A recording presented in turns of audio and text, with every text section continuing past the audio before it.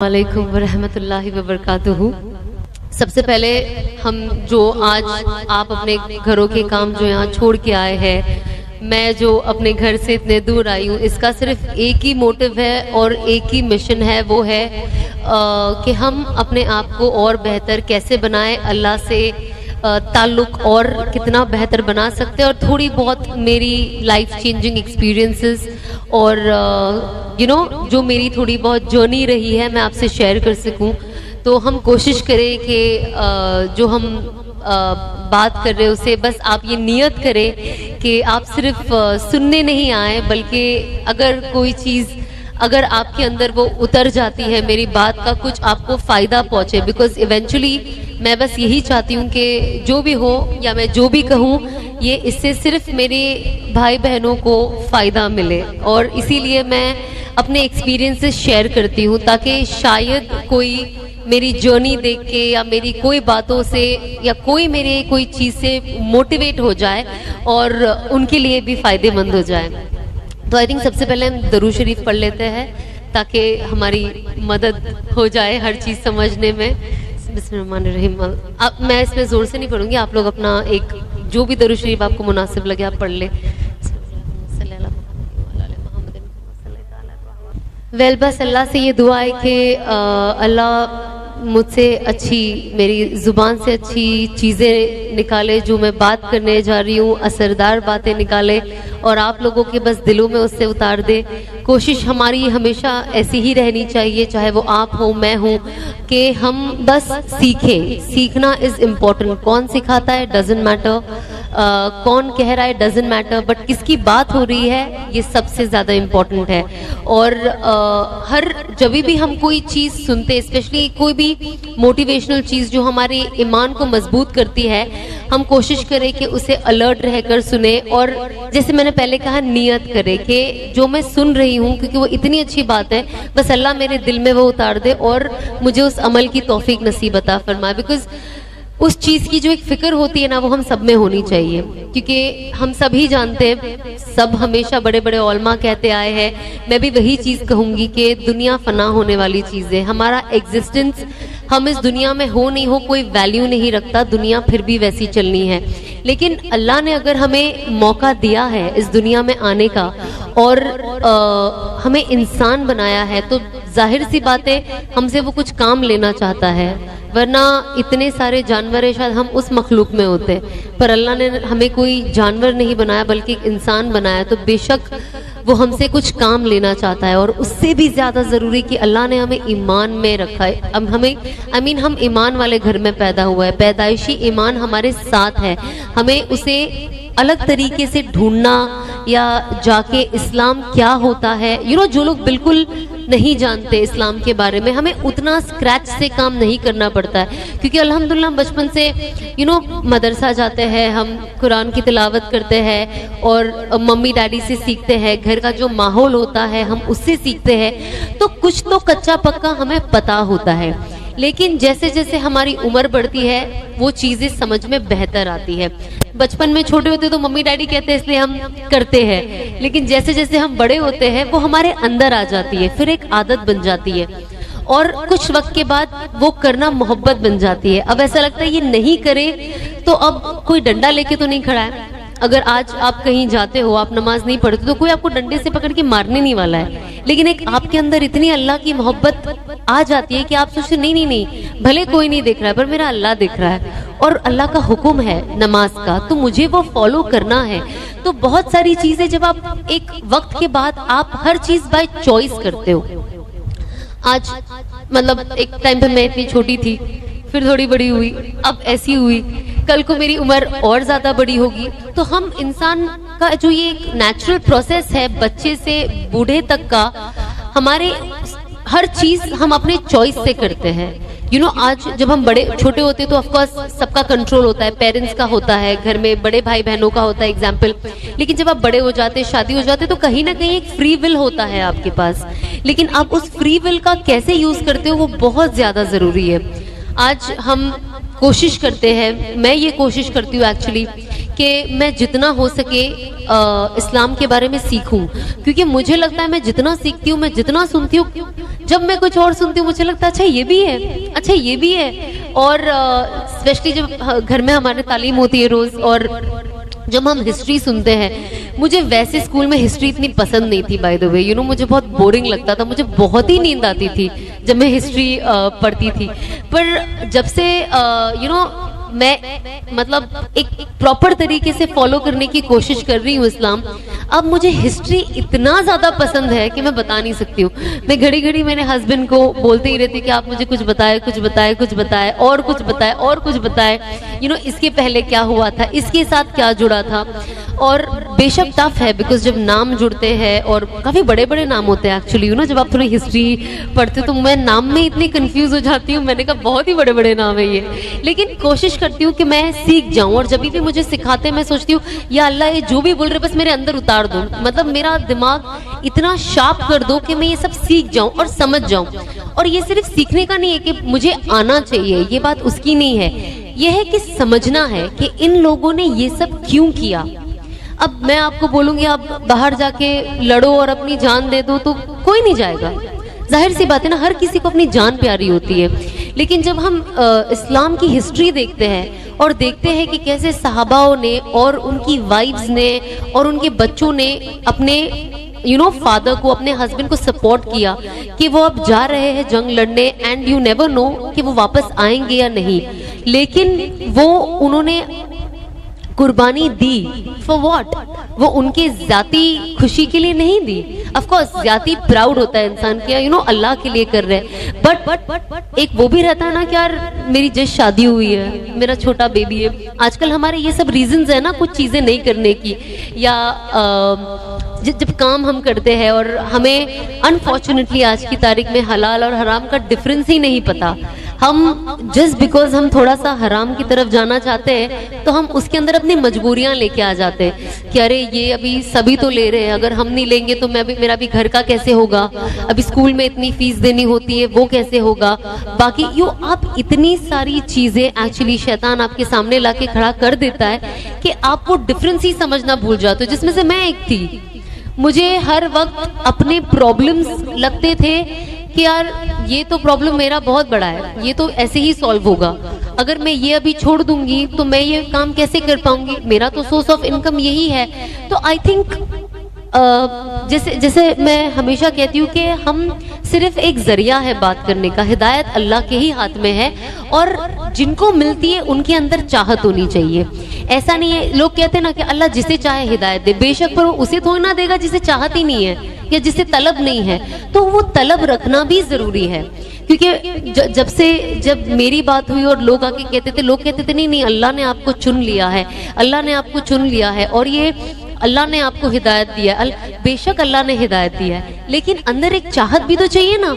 अगर आज आपके अंदर कोई चाहत नहीं है तो सामने वाला आपको वो चीज क्यों देगा? क्योंकि आप उसकी वैल्यू नहीं कर पाओगे फिर। तो अल्लाह भी आपको तब देता है जब आप उसकी वैल्यू कर सको। तो हमें कोशिश करनी चाहिए कि अब हमारे पास ये इतना इम्पोर्टेंट चीज हमारे हाथ में है, वो है हमारा ईमान। अब हम उसको और वैल्यूएबल कैसे बनाएं? और जाहिर सी बात है उसको वैल्यूएबल आप अपने नेचर से, अपने अखलाक से, आप लोगों के साथ कैसे बिहेव करते हो, उससे आप सिचुएशंस को कैसे हैंडल करते हो। अब सिचुएशन में अगर आपको कोई चॉइस करना पड़े, आप वो चॉइस कैसे लेते हो, सही लेते हो, गलत लेते हो, कंफ्यूज हो जाते हो। कंफ्यूज होना कोई गलत बात नहीं है, दिल में वसवसा आना भी कोई गलत बात नहीं, क्योंकि वो तो शैतान का दाव है ना। बट इवेंचुअली आप क्या करते हो वो आपके ऊपर डिपेंड करता है।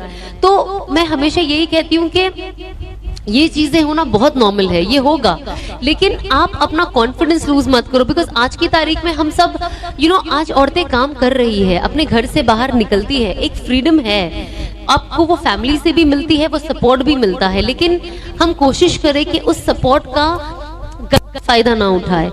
और साथ ही साथ अगर हमें ये फ्रीडम मिली है और हमको अल्लाह ने वो जहन दिया है, तो हम दुनिया और आखिरत दोनों को लेके चले। क्योंकि अगर आपने दुनिया में सब कुछ कमा लिया लेकिन आखिरत नहीं कमाई तो सब कुछ जीरो का जीरो है, फिर तो आप एक नाकामयाब इंसान हुए। लेकिन अगर आपने आखिरत कमा ली और अगर दुनिया थोड़ी बहुत पीछे भी रह गई तो कोई फर्क नहीं पड़ता। अब जब मैं ये कहती हूँ तो बहुत लोग ये भी कहते, कहने वाले तो 10 चीज कहते हैं। मैं इसलिए आपको कहती हूँ कि आई एम श्योर आपको भी जब लोग बदलते हैं ना तो बहुत अलग अलग तरीके के टॉन्ट्स आपको मिलते हैं। तो मैं ये सब आपसे इसलिए शेयर करूंगी क्योंकि मुझे नहीं पता इनमें से कौन ये सिचुएशन से गुजर रहा है। जब हम चेंज होने जा रहे थे और हम जब चेंजेस लाए अपनी जिंदगी में, और ऑफ कोर्स जब मैं अपनी एक्सपीरियंसेस की बातें करने लगी, काफी लोग ये भी कहते हैं अच्छा इन्होंने तो सब करा लिया है ना, सब एंजॉय कर लिया है, सब कर लिया है, अब ये हमें सिखाएंगे कि ये मत करो, मतलब हम सैक्रिफाइस करें, इन्होंने एंजॉय कर लिया है। तो अगर आपको ये लगता है कि एंजॉयमेंट है और इसमें इतनी खुशी है, तो मैं इतनी खुशी और एंजॉयमेंट छोड़ के आऊंगी क्यों? ये भी तो सोचने वाली बात है ना कि अगर लोग ये कहते हैं कि आपने तो अपनी जिंदगी एंजॉय कर ली, तो भैया हमारी जिंदगी तो अभी बाकी है। एक अजबाबी तौर से अगर आप देखो तो इंसान एक 70-80 साल तक, तो 90 साल तक भी आजकल जी लेते हैं ना, तो जिंदगी तो बाकी है। बाकी तो मौत और हयात अल्लाह के हाथ में। आप कोई पैदा होते हुए भी कुछ साल में, कुछ मिनटों में चले जाओगे, या आप 100 साल 110 साल के भी लोग, मेरे नाना 104 साल के थे जब उनका इंतकाल हुआ, तो आप इतनी लंबी उम्र भी जी सकते हो। लेकिन एक इंसान सोचता है ना कि अगर ये जिंदगी इतनी खुशगवार होती और इसके अंदर सब कुछ होता, तो मैं ही नहीं, मेरे जैसे और बहुत लोग हैं, वो ये सब छोड़ के क्यों भागते? किसको ये सब चीजें सैक्रिफाइस करनी है? अच्छी दौलत, शोहरत, फ्री स्पॉन्सर्ड लाइफ, फ्री कपड़े, फ्री ट्रैवल, फ्री होटल, ये सब छोड़ के किसको अपने जेब से खर्चा करना है? कोई बेवकूफी होगा ना। अगर आज मैं बोलूंगी मैं आपको सब करके दूंगी, आप बोलोगे नहीं नहीं नहीं मैं अपना दूंगी, तो ये तो बेवकूफी हुआ ना कोई इंसान। तो इसका मोरल ऑफ द स्टोरी अगर आप सही तरीके से समझो तो ये है कि यहाँ पे कुछ है नहीं। ये चीज ना कुछ वक्त के लिए बहुत ग्लैमरस लगती है, बहुत देखने वाले को बहुत अच्छी लगती है, और जाहिर सी बात है, जैसे हम कहते हैं शैतान वसवसा डालता है कि बहुत अच्छा है, बहुत अच्छा है, क्योंकि तो उसका तो काम ही है ना हमें बहकाना, और इसी में तो उसकी मजे है। और जो उन्होंने जंग ली है अल्लाह से, यही तो उनका मोटिव है कि जो इंसान सही तरफ जाए उसे खींच खींच के लाना। मैं आपको बताती हूँ 2018 में मैंने ये, उस वक्त से मेरे दिमाग में चल रहा, बहुत पहले से दिमाग में चल रहा था, थोड़ा थोड़ा मेरे दिमाग में आता था, लेकिन 2018 में मुझे ऐसा था कि I think I am done, मुझे इंडस्ट्री में नहीं रहना, मुझे एक्टिंग नहीं करनी, मुझे जैसे मैं दिख रही हूँ और मैं पोर्ट्रे कर रही हूँ अपने आप को, ये मैं हूँ नहीं, लेकिन और मुझे खुशी भी नहीं मिलती है। बट जब आप अकेले रहते हो, खुद से रहते हो, आप वो सोचते हो, पर जब आप फिर वैसे ही लोगों के साथ घुल मिल जाते हो तो आपका दिमाग फिर शैतानी हो जाता है। अच्छा अच्छा चलो फोटो शूट करते हैं, अच्छा ये करते हैं, अच्छा वो करते हैं, ये गाने पे डांस करते हैं, वो गाने पे डांस करते हैं। तो ये सारी चीजें होने लगी एंड आई वाज लाइक कुछ तो है which is not keeping me happy, and I was like मुझे तो ये चेंज करना है। एंड यू वोंट बिलीव 2018 में मेरी अनस से मुलाकात हुई थी मक्का में, and it was only for 5 minutes. मेरा पूरा सफर कंप्लीट हो चुका था, मेरा उम्रा हो चुका था माशाल्लाह से, and I was coming back home. बहुत 5-10 मिनट की मुलाकात हुई एंड फिर मैं आ गई। अब मेरे दिल में पहले से ये बात चल रही थी, पर क्या होता है ना, कभी कभी जो आपका जाहिर होता है ना, लोग आपके जाहिर से आपको इतना जज करते हैं, इतना जज करते हैं कि कभी कभी इंसान अंदर की बात बोल भी नहीं पाता। क्योंकि मैं एक एक्ट्रेस थी और मैं ग्लैमर फील्ड में थी, तो ये कहना कि मुझे पता है ये हराम है और मुझे ये छोड़ना है, पर मैं छोड़ नहीं पा रही, मुझे मोटिवेशन नहीं मिल रहा है, और मुझे छोड़ना भी है, पर मैं क्या करूं, फिर इसके बाद मैं क्या करूं? अब काम पे तो मैं जा नहीं सकती हूँ, जाहिर सी बात है, तो मैं क्या करूं? तो मेरे अंदर इतने सवालात थे और मुझे लगता था मैं अगर किसी को बताऊंगी ना, वो कोई समझ नहीं पाएगा, शायद वो मेरा मजाक उड़ाए, और कोई नहीं चाहता कि उसका मजाक उड़े। तो मैं ये बातें कभी किसी से शेयर नहीं करती थी। एंड आई थिंक मैं अब रियलाइज करती हूँ, मैं सोचती हूँ कि काश जब अनस मुझे 2018 में मिले, मैं उनसे ही दिल खोल के बात कर लेती, तो शायद जो मुझे 2 साल लेट हो गया, मैं और 2 साल पहले चेंज हो गई होती। But it's never late. तो बट आई थिंक 2018 मतलब सोचो ना, इतना ज्यादा वक्त भी नहीं गुजरा, not even a year. And 2019 मैं आई एम श्योर बहुत सारे लोग इंस्टाग्राम पे हैं, मैं बहुत ज्यादा एक्टिव थी, पता नहीं मैं क्या कर रही थी 2019 में. मैंने लुक बैक से can I erase this year, but it's not possible. इसीलिए इससे हमें रियलाइज होता है कि हम इस दुनिया में जो है ना, जब हम कब्र में जाएंगे और हमारी जो गलतियां हम करेंगे हम इरेज नहीं कर पाएंगे even if we want to. और अल्लाह का शुक्र है कि जीते जी हमें समझ में आ रहा है, अगर कोई चीज आ रही है कि हमें ये चीज हमें इरेज करनी है अपनी जिंदगी से, ये हमारे पास मौका है क्योंकि हम अभी जिंदा है और हम ये कर सकते हैं. पर एक बार हमारी आंख बंद हो गई तो इसके बाद कोई अपॉर्चुनिटी नहीं, कोई चांस नहीं. तो मैंने 2019 में मैं बहुत एक्टिव हो गई और काफी कुछ कर रही थी, बट यू वोंट बिलीव मैं इतनी एक्टिव और इतना ज्यादा काम 2019 में कर रही थी, और 2019 में ही मैं इतनी सैड हो गई थी, अंदर से इतनी सैड हो गई थी.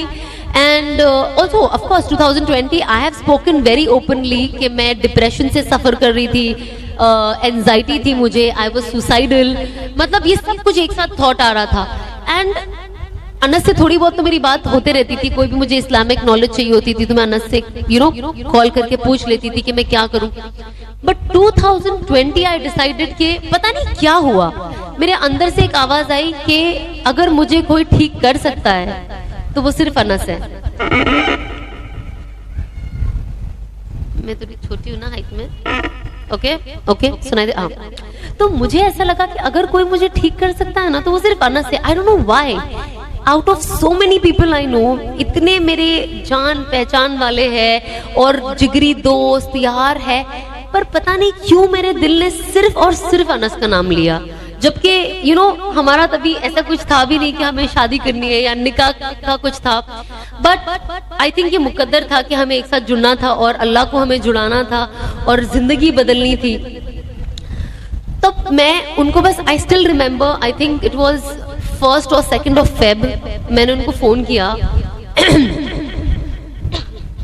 और मैं बहुत रोई. मैं इतना रोई कि मुझे पता ही नहीं मैंने उनसे पहले दिन बात क्या की. And I just told him I am not well and मुझे कोई डॉक्टर के पास जाना नहीं है, क्योंकि आप डिप्रेशन के लिए जाते हैं लोग आपको दिमागी मरीज बना देते हैं. इंडिया में तो थोड़ा मसला है, अगर आपको थोड़ा सा डिप्रेशन हो जाता है आप डॉक्टर के पास जाओ तो आपको दिमागी प्रॉब्लम है, ये बहुत बातें चलने लग जाती है. तो मैं खुद भी डर गई. तो आई वाज लाइक मुझे नहीं जाना है, मैं थोड़ा आराम से लेती हूँ. वही वक्त था जब मैं ऑफ कोर्स ये भी मैंने बहुत खुल के कहा, इसलिए मैं अभी कहती हूँ कि I was on sleeping pills. मैं रोज नींद की गोली खाती थी सोने के लिए और मैं मुश्किल से 2 घंटा भी नहीं सो पाती थी. जो गोली आपको 8 घंटा सुलाती है, मेरे लिए 2 घंटा सोना भी बहुत मुश्किल था. और वो 2 घंटा भी मैं इतना घबरा जाती थी और मुझे लगता था बस मुझे उठना है. तो 2019 में जब रमजान आया, उस वक्त ऐसा हुआ कि मैं रोज सोती थी और मैं घबरा कर उठ जाती थी और मैं मुस्तकिल 10-15 दिन आई थिंक एक ही सपना देखती थी, एक ही चीज, और वो ये होता था कि मैं कब्र में हूं और बहुत आग का अंगारा निकल रहा है और मैं मदद के लिए पुकार रही हूं किसी को. तो मैं बहुत डर गई. ऑब्वियसली जाहिर सी बात है, कोई भी डर जाएगा अगर वो एक ही सपना रेगुलरली देखता जाएगा. फिर वो रुक गया कुछ टाइम, और ऑब्वियसली रमजान में आपका कॉन्शियस थोड़ा ज्यादा ही अलर्ट रहता है. तो मैं बहुत एक अलग ही जोन में थी. उसके बाद जब जैसे रमजान खत्म हुआ फिर कुछ वक्त आया, मैं फिर यही चीज देख रही हूँ कि मैं कब्र में हूँ और आग जल रही है और मैं रो रही हूँ और मैं मदद के लिए पुकार रही हूँ और मुझे सामने कोई दिखाई नहीं दे रहा है. आप यकीन नहीं मानोगे, ये बहुत मुझे इसलिए कहने भी बहुत अजीब लगता है कुछ चीजें शेयर करने, बिकॉज कभी कभी कुछ अल्लाह की तरफ से गैप का निजाम होता है जब आपकी लाइफ में कुछ चेंज होना होता है.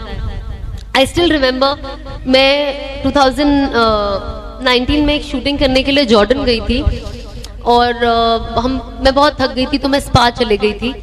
और जब मैं स्पा गई और जब आप रिलैक्सिंग टिश्यू मसल लेते हो, मैं अब कोई मसाज करने जाएगा तो इंसान रिलैक्स करता है ना कि यार मेरी थकान कम हो जाए, मेरा टिश्यूज ठीक हो जाए. मैं उस वक्त भी अपने कब्र के बारे में ही सोच रही हूँ. पता नहीं मेरे सर पे क्या जुनून चल गया था कि मेरा दिमाग उससे ज्यादा कुछ सोच ही नहीं पाता था. मैं घूम फिर के सिर्फ कब्र पे आ जाती थी, घूम फिर के सिर्फ कब्र पे आ जाती थी. और जब मैं उस बेड पे लेटी थी और वो लड़की मेरे बॉडी पे फेस एक रैप लगा रही थी जिससे बॉडी के डिजीज भी अच्छे होते हैं। जब उसने मुझे जैसे प्लास्टिक में रैप किया ना, मुझे ऐसा लगा कि मैं मर गई, यू नो। और उसके पहले मेरा ऑलरेडी डिप्रेशन का फेज चालू था, लेकिन मैंने पब्लिकली जनवरी फरवरी में मैंने बहुत ओपनली लोगों से डिस्कस किया। लेकिन 2019 में जब ये मेरा फेस चल रहा था तो मैं किसी को बोल नहीं पाती थी। तो आई स्टिल रिमेम्बर, मैंने अनस को बाद में सब वीडियोस दिखाए थे। 2019 में मैं जब शूट करने जाती थी तो मैं एक रूम में अकेले, क्योंकि मेरे पास बात करने के लिए कोई नहीं था, मैं अकेले वीडियो बनाती थी। मैं खुद से बात करती थी और मैं खुद ही रोती थी और मैं खुद से ही बात करती थी और मैं खुद को ही तसल्ली देती थी। मतलब आज मैं थैंक गॉड मैंने सब डिलीट कर दिया, क्योंकि जब मैं देखती हूँ ना तो मुझे डर लगता था वो बाद में कि अगर मैंने इसे दूसरा स्टेप नहीं लिया होता तो मैं पागल हो गई होती। अब इमेजिन आप अपने रूम में हो, आप खुद से ही बात कर रहे हो और रिकॉर्ड भी कर रहे हो और आप रो भी रहे हो और फिर आप खुद को ही तसल्ली दे रहे हो। तो मुझे डेफिनेटली लगा कि कुछ तो सही नहीं है। एंड आई स्टिल रिमेंबर जब मैं मसाज ले रही थी, मैं अल्लाह से दुआ कर रही थी कि अल्लाह, मतलब मेरी जिंदगी का कोई मकसद ही नहीं है, कोई वैल्यू ही नहीं है, मैं क्यों जिंदा हूँ और मैं जो कर रही हूँ मैं उससे भी खुश नहीं हूँ और उससे आई थिंक मेरे घर वाले भी कहीं ना कहीं खुश नहीं है, बट वो फ्लो में चल रहे हैं। तो आई डोंट नो मैं क्या करूं और मैं चेंज ला नहीं पा रही हूँ, पर मुझे लाना है। एंड आई थिंक मुझे कोई सपोर्ट चाहिए।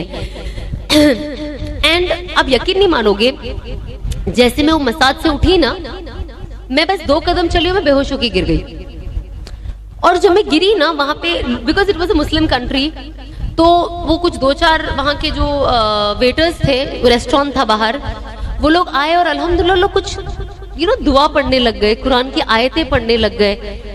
एंड उस टाइम मेरे दिमाग में भी ये चीज आ रही कि अल्लाह, मतलब आपने मेरी दुआ बहुत ज्यादा जल्दी सुन ली है।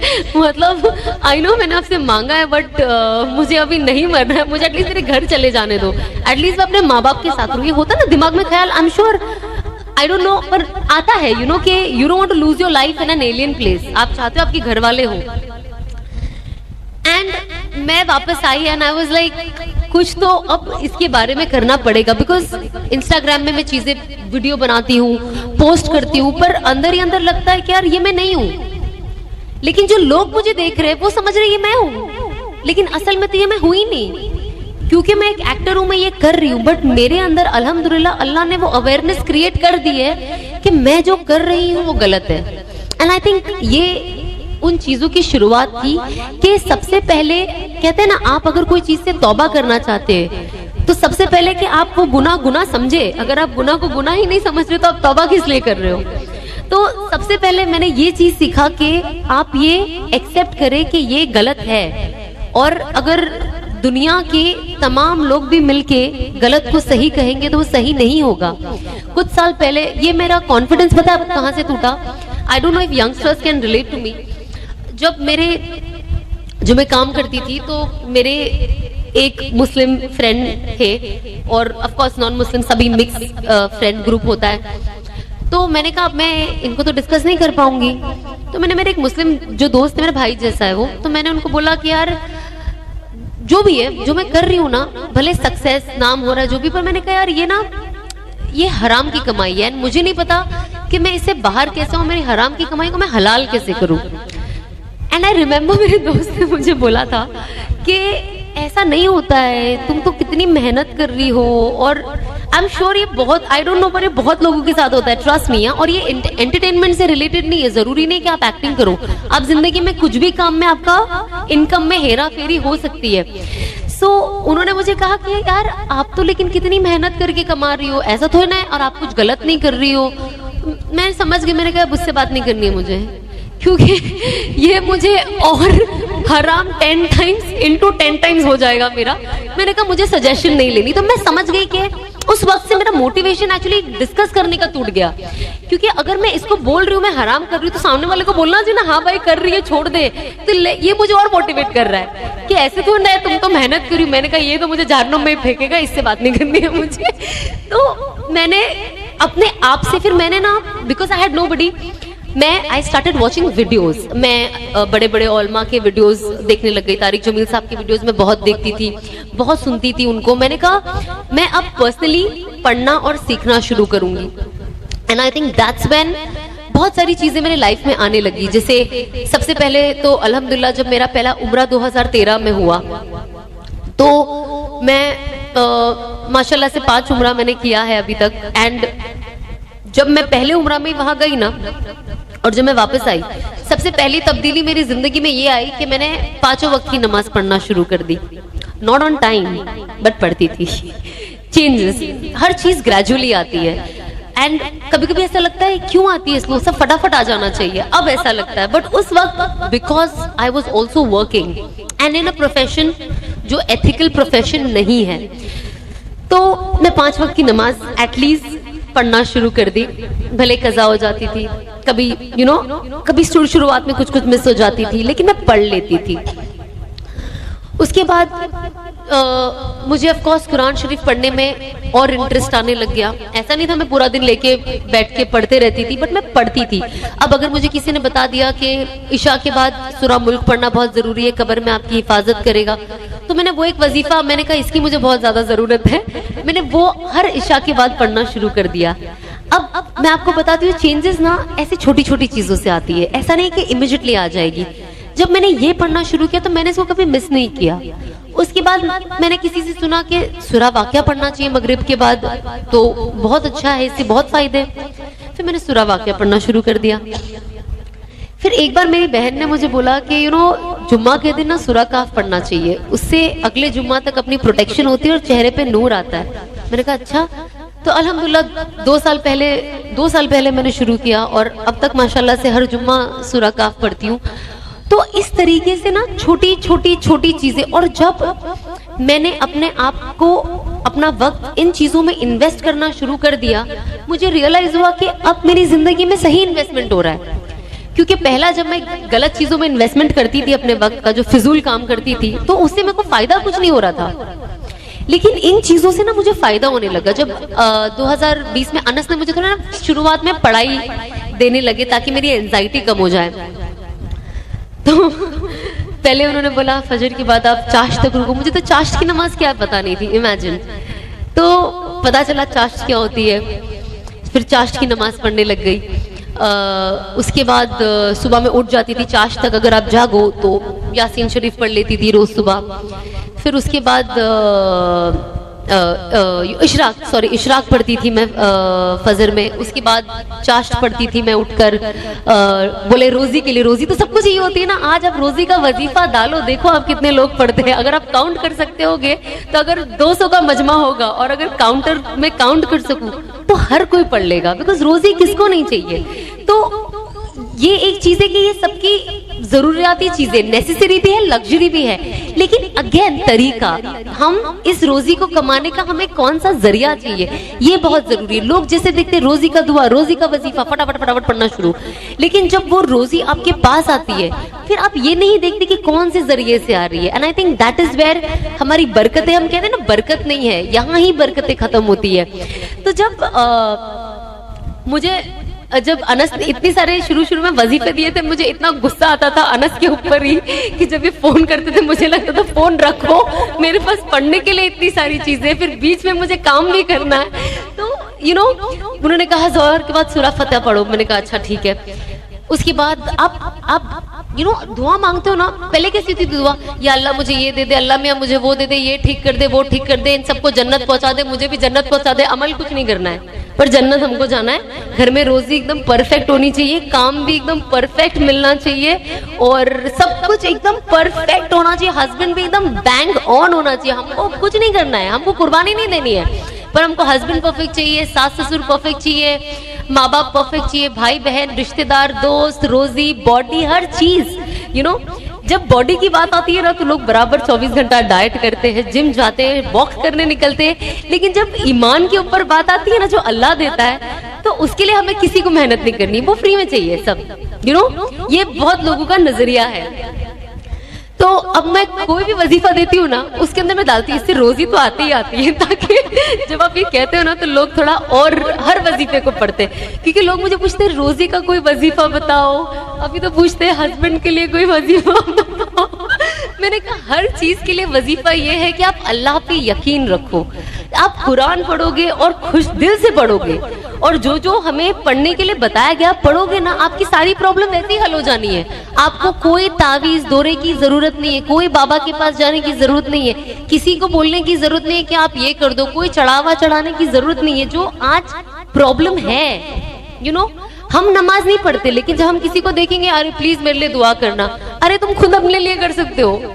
जब इंसान दुआ तो हमें तो करना फर्जी है, लेकिन खुद भी तो करना पड़ेगा ना। जब आप कुछ करोगे नहीं, दूसरा वाला ही दुआ करता रहेगा, तो अल्लाह तो उसकी दुआ उसके हक में कबूल करेगा। तो यू नो, जब जैसे जैसे टाइम बढ़ता गया, तो शुरुआत में अनस को कहती थी, अनस इतना पढ़ने को है, इतना पढ़ने को है कि मैं थक जाती हूँ, मेरे पास टाइम नहीं है। और मुझे रियलाइज होने लगा कि मेरे टाइम में ना बरकत ही नहीं। मैंने कहा मैं ये पढ़ूंगी तो मैं काम कब करूंगी। जो मेरा एक क्लिनिक है, मेरा क्लिनिक एक है, स्किन केयर मैं करती हूँ, तो मैंने कहा यार ये सब कब होगा।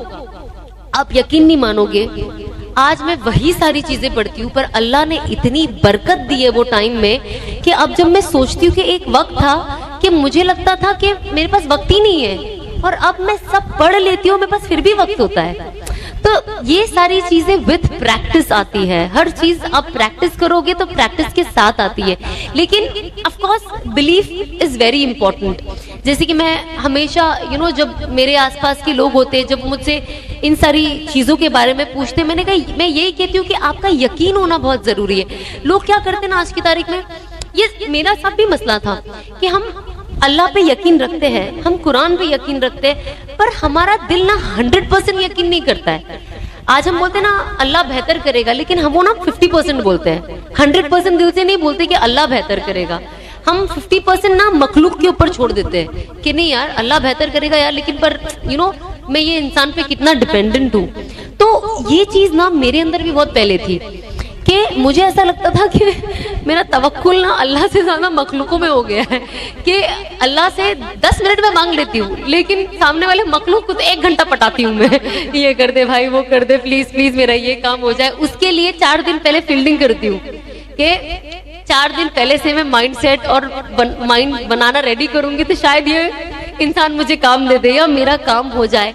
एंड आई रियलाइज कि अगर आप सेम चीज अल्लाह के साथ यूज करो तो आपको तो डबल बेनिफिट होगा ना, क्योंकि अगर अल्लाह राजी तो आपको दुनिया में हर चीज मिल जानी है, साथ ही साथ आपकी आखिरत बन जानी है। और कहते हैं ना जिसका रिश्ता अल्लाह के साथ अच्छा हो, अल्लाह उसका रिश्ता मखलूक के साथ अच्छा कर देता है। मतलब आज जब मैं आप लोगों को देखती हूँ, आज आप लोगों के अंदर ना मुझे दिली मोहब्बत दिखती है मेरे लिए, जो मुझे पहले लोगों में नहीं दिखती थी। मुझे लगता था सब मतलब ही है, मेरे अंदर भी वो फीलिंग थी, मुझे लगता है सब मतलब के लिए आए, कोई किसी को कोई लेना देना नहीं है, आज आए कल अपने को पूछने भी नहीं वाले। और ये होता है जब आप दुनिया में इतना दुनिया से अटैच होते हो ना, तो अल्लाह आपको, जो लोग भी आपकी जिंदगी में आते हैं ना, वो दुनिया वाले ही होते हैं, जो आपसे दुनिया का जितना फायदा उठा सकते हैं वो उठा लेते हैं। उसके बाद आप डिप्रेशन में मरो, एंजाइटी में मरो, सुसाइड करो। क्योंकि जब मेरा वक्त आया बुरा, तब मैंने देखा कौन था मेरे साथ, तो आप रियलाइज करते हो कि ये लोग लॉन्ग लास्टिंग लोग नहीं है, इनका वक्त हो। आज जैसे एग्जाम्पल, जब आप एक्टर होते हो तो बहुत सारे लोग ये ले लो, वो ले लो, वो ले लो। अब जैसे सबको पता, अच्छे अच्छे दोस्त जो मुझे डिजाइनर क्लोथ्स देते थे, जो दोस्ती दोस्ती में देते थे, हम तो सिर्फ दोस्ती में देते हैं, प्रोफेशनल लोग तो प्रोफेशनली। लेकिन आज जस्ट बिकॉज मैं हिजाब पहनती हूँ और I don't see them coming to me, सो वो मोहब्बत कहाँ गई? अगर वो सच्ची मोहब्बत होती तो आज भी आती ना। तो चीजें मैंने चेंज होते हुए देखी हूँ। मैंने ये 1.5 साल में अपनी जिंदगी में लोगों को बदलते हुए भी देखा है, अच्छे से दूर जाते भी देखा है, और दूर से नजदीक आते हुए भी देखा है, और जाकर वापस आते हुए भी देखा है। तो ये चीज ना आपको अल्लाह ही बताते हैं, और जब आप इसमें यकीन करते हो ना, तब आप वो देखते हो। तो आज मैं बहुत चीजें अपनी जिंदगी में ऐसी एक्सपीरियंस करती हूँ जो मैंने पहले कभी नहीं की थी। मैं अनस को वही बोलती हूँ कि जब आज मैं बाहर जाती हूँ, लोगों से मिलती हूँ ना, मेरे अंदर उनके लिए मोहब्बत होती है जो पहले नहीं थी। ऐसा लगता था हाँ फैंस है, आ गए, फोटो खींच लिया। मैंने कहा फिर ये अपने घर में अपने घर, ये लोग क्या मेरे बारे में सोचेंगे, एक फोटो ले लेंगे, मैटर खत्म। लेकिन अब मेरी सोच भी बदल गई है। तो मुझे ये रियलाइज हुआ कि जब इंसान अल्लाह के करीब आता है तो अल्लाह उसका भी दिमाग कैसे बदलता है। मतलब सामने वाले के तो दिल में मोहब्बत डालता ही डालता है, लेकिन एज खुद मैं भी चीजें कितनी, जो पहले मुझे लगता था मैं ही मैं, मेरा सक्सेस, मेरा पैसा, मेरा बिजनेस, मैं क्यों ये, आज हमें लोगों की परवाह है। हमें लगता है कि हम क्या करें जिससे हम लोगों को फायदा दे सके। इसलिए मैंने जब मेरा पहला तौबा के बाद पहला वीडियो बनाया था, उखरिजत लिन्नास पे बनाया था। वो कुरान की आयत कहती है ना, उखरिजत लिन्नास तहमरूना बिल मारूफ व तनहौना अनिल मुनकर। उसका कहने का यही मतलब है कि हमने आपको बनाया है इंसान की बेहतरी के लिए, और आप जाके लोगों को बताए कि अल्लाह क्या पसंद करता है, और जाके ये भी बताए कि अल्लाह क्या नापसंद करता है। और जब आप हुजूर पाक सल्लल्लाहु अलैहि वसल्लम की रास्ते को फॉलो करोगे, उनकी लाइफस्टाइल को फॉलो करोगे, उसमें आपकी 100% कामयाबी है। कुरान कहता है ना कि अगर आप प्रॉपर शरीयत और नबी पाक की सुन्नतों को फॉलो करोगे, उसमें आपकी 100% कामयाबी है, और गैरों की कॉपी में 100% नाकामी है। तो हमें कोशिश करना चाहिए कि जो चीज कहती है हम तो वो देखते भी है ना, तो हमें तो कामयाबी की तरफ जाना है। और ईमान वालों की सबसे बड़ी, कहते हैं ना, सबसे मजबूत चीज क्या है कि हम आखिरत में यकीन करते हैं। हम नहीं यकीन करते पिछले जन्म में हम राजा थे, आगे के जन्म में हम सिपाही बनेंगे, उसके आगे के जन्म में हम चोर बने, हम ये बिलीव नहीं करते हैं। हम आखिरत में बिलीव करते हैं। तो अगर हम आखिरत में बिलीव करते हैं तो आखिरत पे काम क्यों नहीं करते। एक तरफ हम हर चीज पे बिलीव करते, कुरान पे बिलीव करते, हदीसों में बिलीव करते, जो कहा गया हर चीज पे बिलीव करते। हमने जो चीजें नहीं देखी है, सिर्फ पढ़ी है, हम उस पे भी बिलीव करते हैं। लेकिन जब वही चीज लाइफ में इम्प्लीमेंट करने की बात आती है तो हम उससे पीछे हट जाते हैं। हमें लगता है देखेंगे, आगे जाके करेंगे। जब मेरी दोस्तों से बात होती थी, बहुत यंगस्टर्स है जो अल्हम्दुलिल्लाह अल्लाह ने नवाजा है उन्हें, मैं उन्हें यही कहती थी आप उम्रा करो ना, क्यों नहीं करते हो, बाद में करेंगे। हज कर लो, क्यों नहीं कर रहे हो, क्योंकि मैं तो चाहती थी मेरा हज फर्ज हो, यू नो। और मेरे घर में मेरे डैड बाहर थे और उस वक्त हो नहीं पाया, बट जब जो लोग जा पाते थे ना, बस लाइक यार क्यों नहीं जाते हो, आप जाओ। एंड ये सोच है यंगस्टर्स की, अनफॉर्चुनेटली आज इन्हें लगता है क्योंकि हम हज जाकर आएंगे तो हम ये गुनाह नहीं कर पाएंगे, तो पहले हम कर लेते हैं और उसके बाद हम हज जाएंगे, क्योंकि हज के बाद हम ये नहीं कर पाएंगे। You understand. अब मैंने तो ऐसे लोगों को 1-on-1 इंटरेक्ट किया है ना। अब जैसे अनफॉर्चुनेटली अल्लाह यू नो उनकी मगफिरत करे इन चीजों को लेके। जैसे कुछ लोग हैं जिनको ड्रिंकिंग हैबिट है, मुस्लिम्स की बात कर रही हूँ ऑफ कोर्स मैं, पार्टीज की आदत है और पर्दा नहीं करते, हिजाब नहीं लेते, for a matter of fact basic scarf भी नहीं लेते, उसके बाद एक एक चीज आती है। तो इनको लगता है कि अगर हम हज अभी कर लेंगे तो हम ये कैसे करेंगे, क्योंकि अभी हम ये नहीं कर सकते, हम मेंटली प्रिपेयर्ड नहीं है, तो हम हज बाद में करेंगे। पर यू नेवर नो, गारंटी कौन देता है कि आप वहां तक बचोगे कि नहीं। ये एग्जाम्पल ना मैंने अपनी फैमिली में देखा है, अपनी आंखों से। जब मेरी फैमिली में एक मेंबर है, ऑफ कोर्स रिश्ता नहीं बताना चाहूंगी, जब बहुत टाइम पहले ना उन्हें उम्रा के लिए एक मौका मिला था, बट अनफॉर्चुनेटली वो उस वक्त जा नहीं पाए, तो उन्होंने बोला मैं बाद में कर लूंगी। अब उन्होंने जो भी नजरिए से बोला होगा, मैं तो तभी सामने नहीं थी, अच्छी नीयत से भी बोला होगा, कोई और भी प्रॉब्लम हो सकती है, तो उन्होंने कहा मैं बाद में जाऊंगी। फिर जब मौका आया हज का, तो मेरे साथ उनके और भी जो उनके बेटे और सब जो उनके आगे की नस्ल थी, उन्होंने उम्रा कर लिया। इनके पास पासपोर्ट नहीं था, ओके, तो बहुत जद्दोजहद करके इनका पासपोर्ट बनाया कि बस ये साल तो अल्लाह इनको ले, और माशाल्लाह से हटते खटते चलते फिरते कोई प्रॉब्लम नहीं, उम्र भी ज्यादा थी लेकिन बहुत फिट थे। एंड बहुत मुसीबत के साथ उनका पासपोर्ट बनाया। जैसे पासपोर्ट है मेरे पास आज भी उनका फोटो, उन्होंने पासपोर्ट ऐसा पकड़ा है कि वो इतने खुश थे। एंड कुछ 15-20 दिन के बाद, आई थिंक 20 दिन के बाद ही हमारा उम्रा की टिकट्स भी आ गई थी। तो जब वो टिकट्स आ गई थी ना, बुकिंग सब हो गई, एंड अचानक से ना उनकी तबीयत खराब हो गई, अचानक से आउट ऑफ नोवेयर। और ऐसी हुई कि उनको पैर में तकलीफ हो गई, वो चल नहीं पा रहे थे, बिल्कुल भी नहीं, अचानक से। मतलब मैं आज भी सोचती हूँ ना, मेरे रोंगटे खड़े हो जाते कि वो ऐसे खड़े हो भी नहीं पा रहे थे। जो इंसान ऊपर नीचे चलना फिरना कर ले, वो ऐसे खड़े नहीं हो पा रहे थे। फिर उन्हें नज़दीकी एक हॉस्पिटल में एडमिट किया गया। 10-15 दिन उनका वाइट ब्लड सेल्स जो प्लेटलेट्स होता है वो कम हो गया, उन्हें चढ़ाया गया, सब हुआ। एंड देन मैंने डॉक्टर को पूछा, मैंने कहा मैं इनको लेकर चले जाऊँ उम्रा पे, मैंने कहा मैं व्हील चेयर पे करा लूंगी इन्हें। बट मुझे लग रहा था कि मैं उनसे ज्यादा, ऑफ कोर्स वो भी डेस्परेट थे, पर मैं बहुत ज्यादा डेस्परेट थी। मैं चाहती थी कि मैं इनको उम्रा लेकर ही जाऊं इस साल। तो मैंने बोला फिक्र ना करें, इंशाल्लाह हो जाएगा इंशाल्लाह। बट उनका ना लूज मोशन जो होता है ना, नॉन स्टॉप निकल रहा था। डॉक्टर ने कहा आप नहीं लेके जा सकते क्योंकि इनका व्हाइट प्लेटलेट्स इतना गिर रहा है, तो वो कैसे करेंगे। और अब उम्रा का वक्त जो टाइम होता है बहुत शदीद गर्मी होती है, तो अब वो किसी और की वालदा लेके जाने में डर लगे कि खुदा ना खास्ता। अब हम उम्रा उनके बिना चले गए और बस हम उम्रा से वापस आए और 10-15 दिन में उनका इंतकाल हो गया। एंड तभी आपको रियलाइज हुआ कि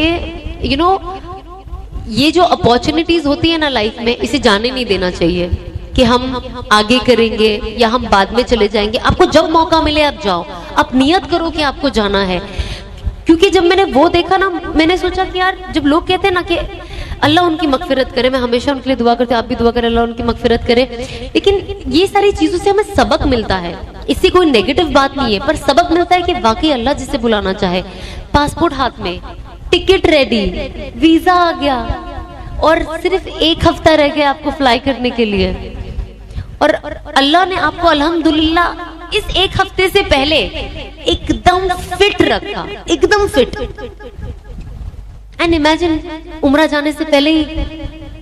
तो वो जब मैं चीज सोचती हूँ तो मुझे ऐसा लगता है कि मैं कोई चीज को अपनी लाइफ में ग्रांटेड के लिए नहीं ले सकती हूँ।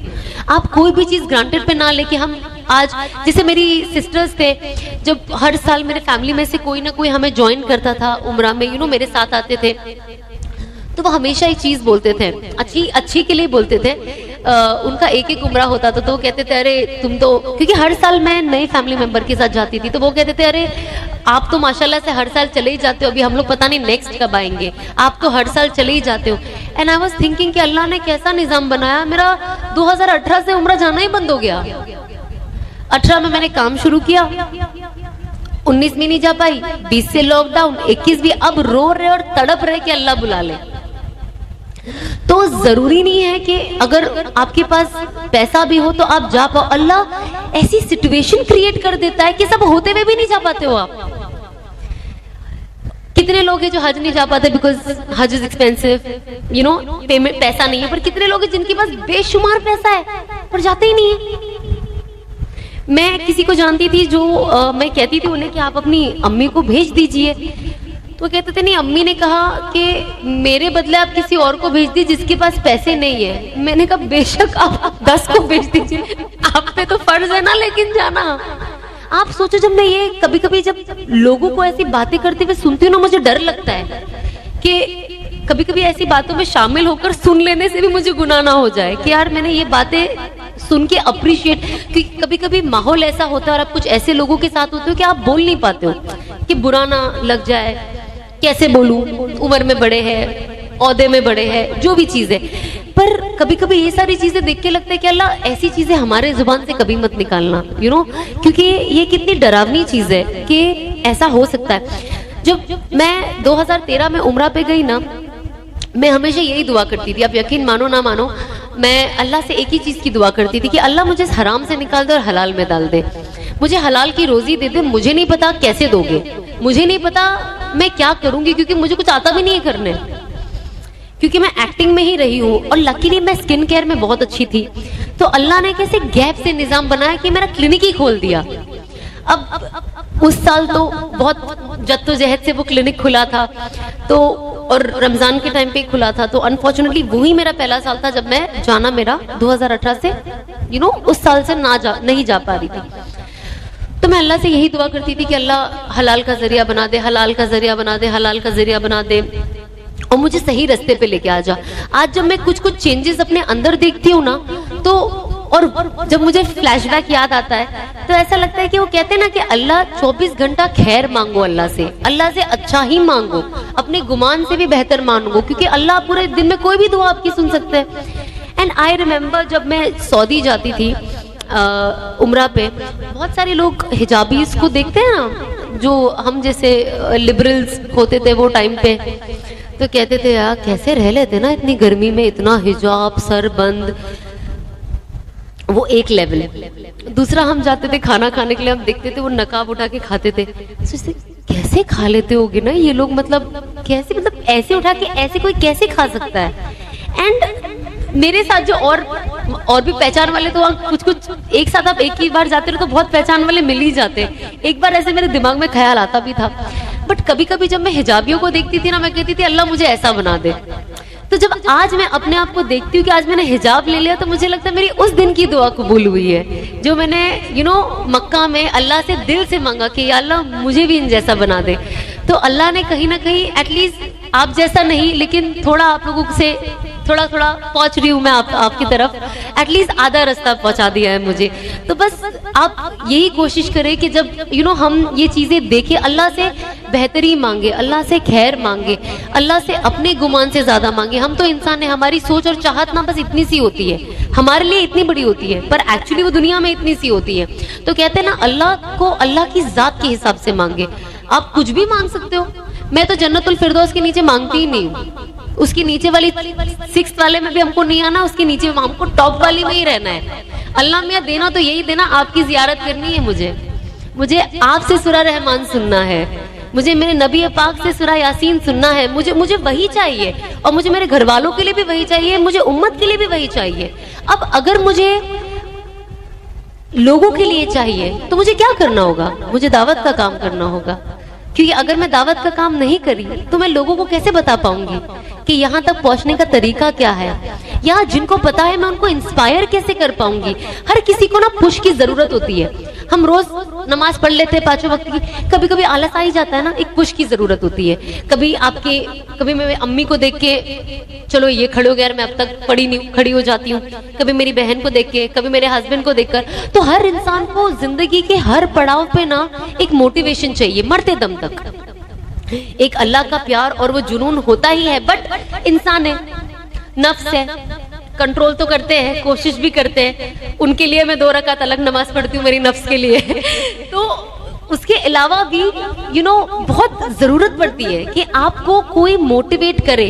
तो अब मैं ना कोशिश करती हूँ कि मैं जिनसे जुड़ूं, मैं उनसे जुड़ूं जो मुझे अल्लाह की याद दिलाए, जिनको देखकर मुझे अल्लाह की याद आए। तो आज अल्हम्दुलिल्लाह अल्लाह ने उन लोगों को मुझसे जोड़ा है, कहीं ना गैप से, सब लोग गैप से आ गए।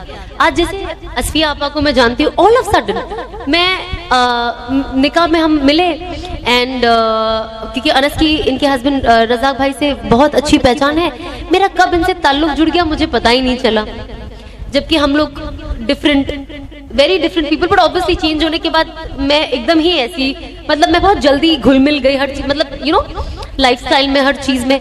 तो अल्लाह ने ऐसे लोगों को जोड़ते गए मेरे साथ, और साथ ही साथ मैं कोशिश करती हूँ कि मैं और लोगों को, जो लोग मेरे जैसे बेचारे थोड़े पीछे रह गए, मैं उनको भी अपने पास बुलाती जाऊं। और देखो, दावत देने का काम ना मोहब्बत का है, जो दावत है वो काम ही मोहब्बत है। वो आप चिल्लाकर, किसी पे जोर जबरदस्ती करके, डंडे मार के आप नहीं कर सकते हो। मैं भी घर वालों के साथ कर सकते हो, बट बाहर ये काम नहीं हो सकता। मेरे घर में तो मुझे इंस्पेक्टर ही बुलाते थे। मेरी मम्मी तो पहले ये कहती थी, जब मैं उम्रा करके नया हम आने लगे और मैं नमाज की एकदम पाबंद, एकदम फुल ऑन 5 वक्त ऑन टाइम, मुझे ऐसा लगता था वाओ, अब मैं अगर पढ़ती हूँ तो कोई 5 मिनट भी लेट नहीं होना चाहिए, मैं इतनी स्ट्रिक्ट हो गई थी। तो मेरी मम्मी कहती है, मतलब अगर तूने दिन का काम शुरू किया तो डंडे मार के मुसलमान बनाएगी लोगों को, मतलब मम्मी लोग का ये लैंग्वेज होता है। एंड जब चीजें लास्ट ईयर मेरे अंदर चेंज होने लग गई ना, तो मैं बहुत, एक होता है ना जब आप जो चीज में ज्यादा घुस जाओ, जुनून हो जाता है, बहुत जुनून हो जाता है। मैं अभी थोड़ा रिलैक्स, मैं जब दावत का काम शुरू कर, ऐसे नहीं कर सकती हूँ मैं। तो घर वालों के साथ मुझे ऐसा लगता है कि क्योंकि आपके पेरेंट्स की एज आपसे बहुत ज्यादा होती है, करेक्ट। ऑफ कोर्स दिल में हमेशा एक रहता है कि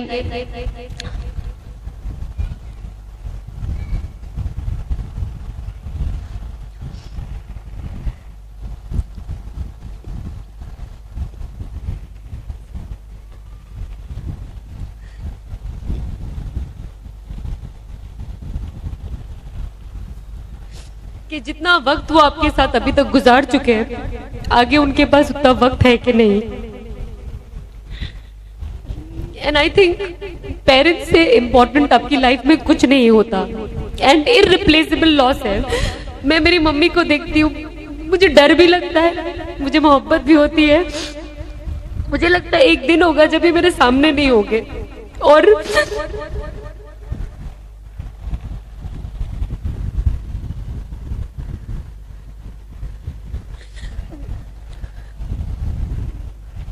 तो जाहिर सी बात है, हम कोशिश करें कि हम अपने माँ बाप अब जब आपके साथ है तो आप उनकी इज्जत करें, उनसे प्यार करें, और जो भी उनकी डांटों को, उनकी बातों को सीरियसली ना लें, इतने सीरियसली ना लें, क्योंकि वो आपके लिए खैर ही चाहते हैं। और मुझे तभी ऐसा था कि जब मैं चीजें सब पढ़ने लग गई और सब सीखने लग गई, तो मुझे पता चला कि यार मैं जो गलत करूंगी इसका असर मेरे माँ बाप को भी होगा, क्योंकि अल्लाह तो उनसे सवाल करेगा ना कि आपको मैंने इनकी माँ बना के क्यों भेजा, कि आप इनको सही रास्ता दिखा सके, लेकिन ये पूरी जिंदगी गुमराह रही, आपने क्या किया। और मैं नहीं चाहती थी कि मेरी मम्मी के ऊपर ये सवाल उठे आखिरत के दिन।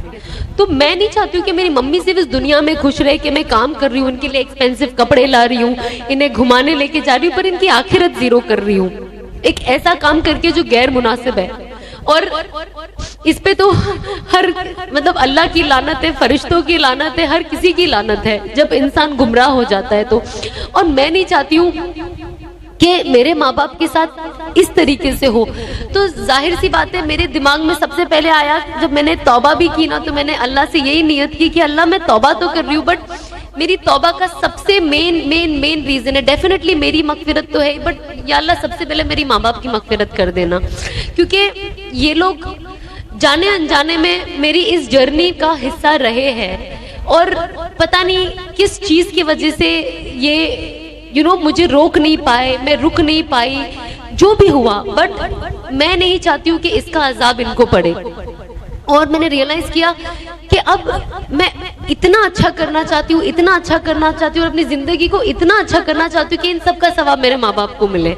और जो ऑफ कोर्स मेरे नाना नानी है सब, जब मुझे अनस बताते थे तो वो कहते थे कि हमारे पूरे घर वालों को दिखाया जाता है बाकायदा हम क्या करते हैं हर जुमेरात को, कि आपकी आने वाली नस्ल क्या करती है। एंड आई वाज लाइक, मैं नहीं चाहती हूँ कि मेरे नाना ने ये देखे, मैं नहीं चाहती हूँ आगे जाके मेरे माँ बाप ये देखे। तो मेरा एक ही, मैं हमेशा अनस को ये पूछती रहती थी कि मैंने तो तौबा कर ली, कि शुरुआत में मेरे बहुत सवाल होता था, क्योंकि मैं नई आती थी ना, नई चेंज हो रही थी, नई चीजें सीख रही थी, तो दिल बहुत ऊपर नीचे रहता था। तो मैं हमेशा ही बोलती थी अनस को, अनस श्योर ना मेरी मगफिरत हो जाएगी, मुझे तो मतलब डाउट नहीं है पर डर लगता है।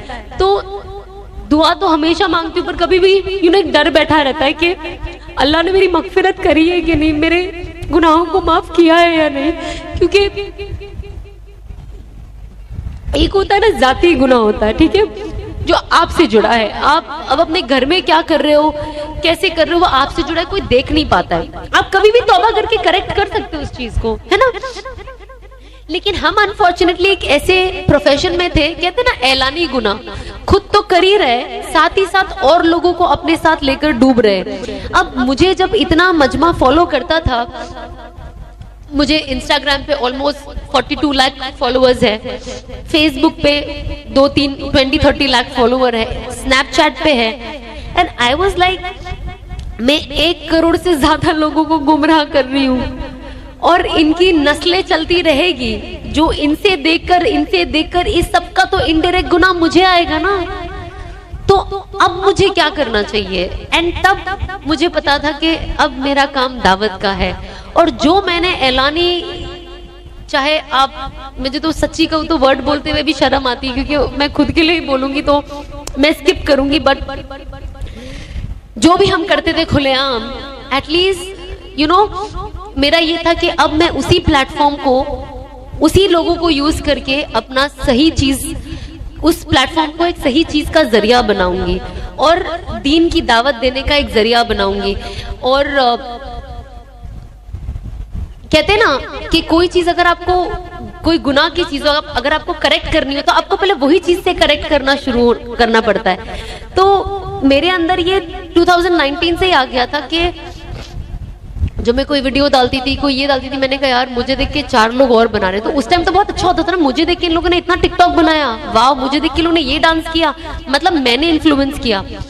अब प्रोफेशन में है तो कर भी रहे, लेकिन अंदर ही अंदर लग रहा है कि यार ये इतने सारे लोग क्या कर रहे हैं, और मैं कैसे बोलूं कि यार ये मत करो, मतलब मैं तो छोड़ने ही वाली हुई है, you know I am on that verge कि मैं छोड़ने वाली हुई है, मुझे नहीं चाहिए ये, मैं बस ये अभी कर रही हूँ पर मैं छोड़ने वाली हूँ, मैं मेंटली रेडी हूँ इस चीज को छोड़ने के लिए। लेकिन आप लोग मत करो, क्योंकि सबका माइंड एक जैसा नहीं होता है। मेरा माइंड स्ट्रांग है, मैं एक बिकॉज मैं हमेशा से इंडिपेंडेंट रही हूँ, लेकिन मैं स्टबर्न नहीं रही हूँ।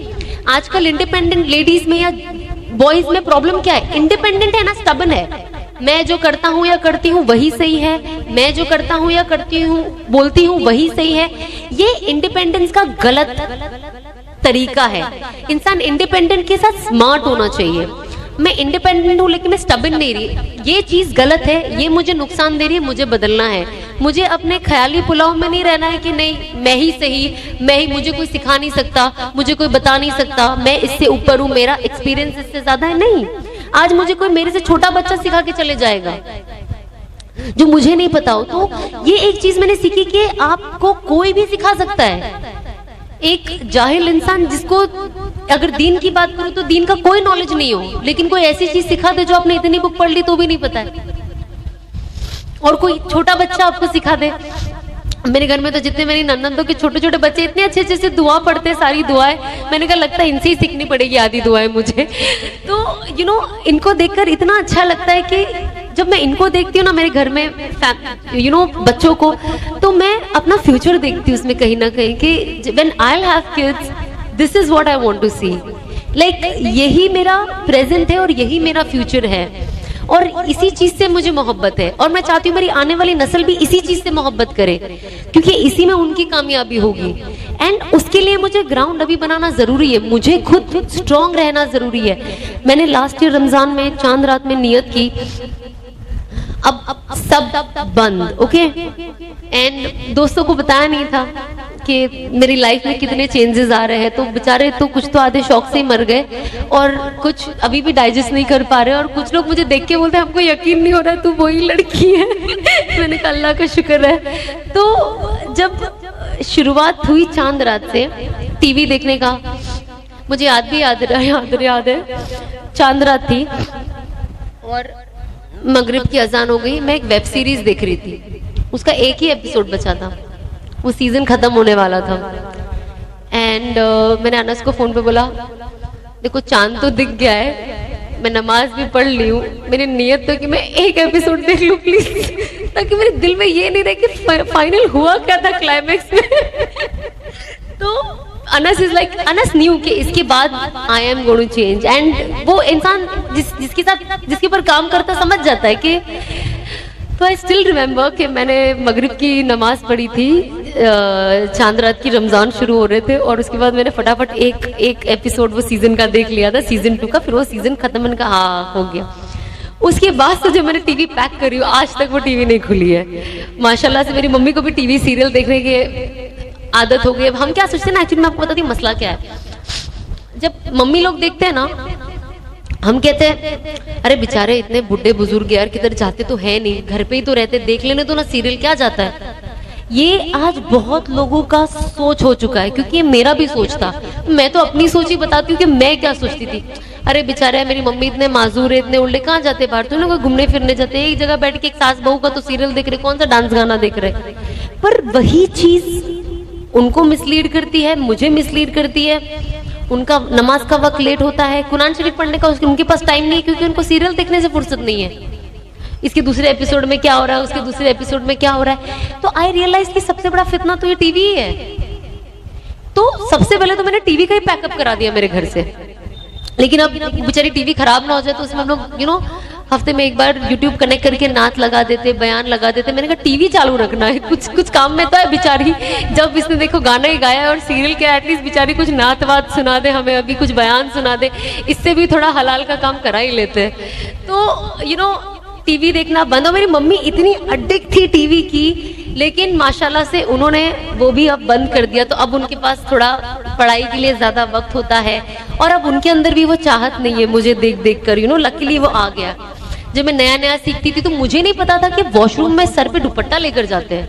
एंड आई वाज लाइक, मुझे अनस ने बताया कि ऐसे ऐसे होता है। मैं दुआ पढ़ के जाती थी, वो मैंने बहुत पहले सीख लिया था वॉशरूम में जाने की दुआ, बहुत पहले, 3 साल पहले। तो मैंने वॉशरूम की बाहर ही दुआ लिख दी थी क्योंकि बाय हार्ट नहीं हुआ था ना। तो मैं जो भी दुआ होती है ना, आईने में देखने की दुआ, वॉशरूम में जाने की दुआ, जो जो सीखना होता है मैं उधर ही लिख के रख देती हूँ, ताकि जब मेरी नजर पड़े तो मैं पहले दुआ पढ़ूं फिर वो करूँ।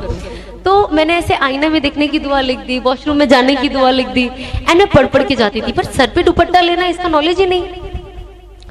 फिर जब सिखाते गए तो फिर मैं दुपट्टा लेके जाऊं शुरुआत में। फिर मैंने मेरा बेड ना बहुत बाथरूम के नजदीक है, तो मैं वहीं टंगा देती थी। तो एक वक्त के बाद आपको ना अपने आप को कुछ चीजों में ना, इस्लामिक चीजों में रोबोट बनाना पड़ता है, नहीं तो वो नहीं होगा। इतना रोबोटिक होता था कि रात को अगर मैं 3 बजे भी उठूं वॉशरूम जाने के लिए तो मैं दुपट्टा लेकर ही जाऊं। वो एक अंदर आ गया था, हैबिट हो गई थी। तो चीजों को ना कभी कभी हैबिट बनानी पड़ती है, वो इतने आसानी से नहीं आती है। तो मैं वो लेकर जाऊं। फिर पता चला कि यार वॉशरूम में तो जाके बात नहीं करना होता है किसी से। मैंने कहा अच्छा, मैं तो अंदर से आधी बात तो मैं वॉशरूम से करती हूँ।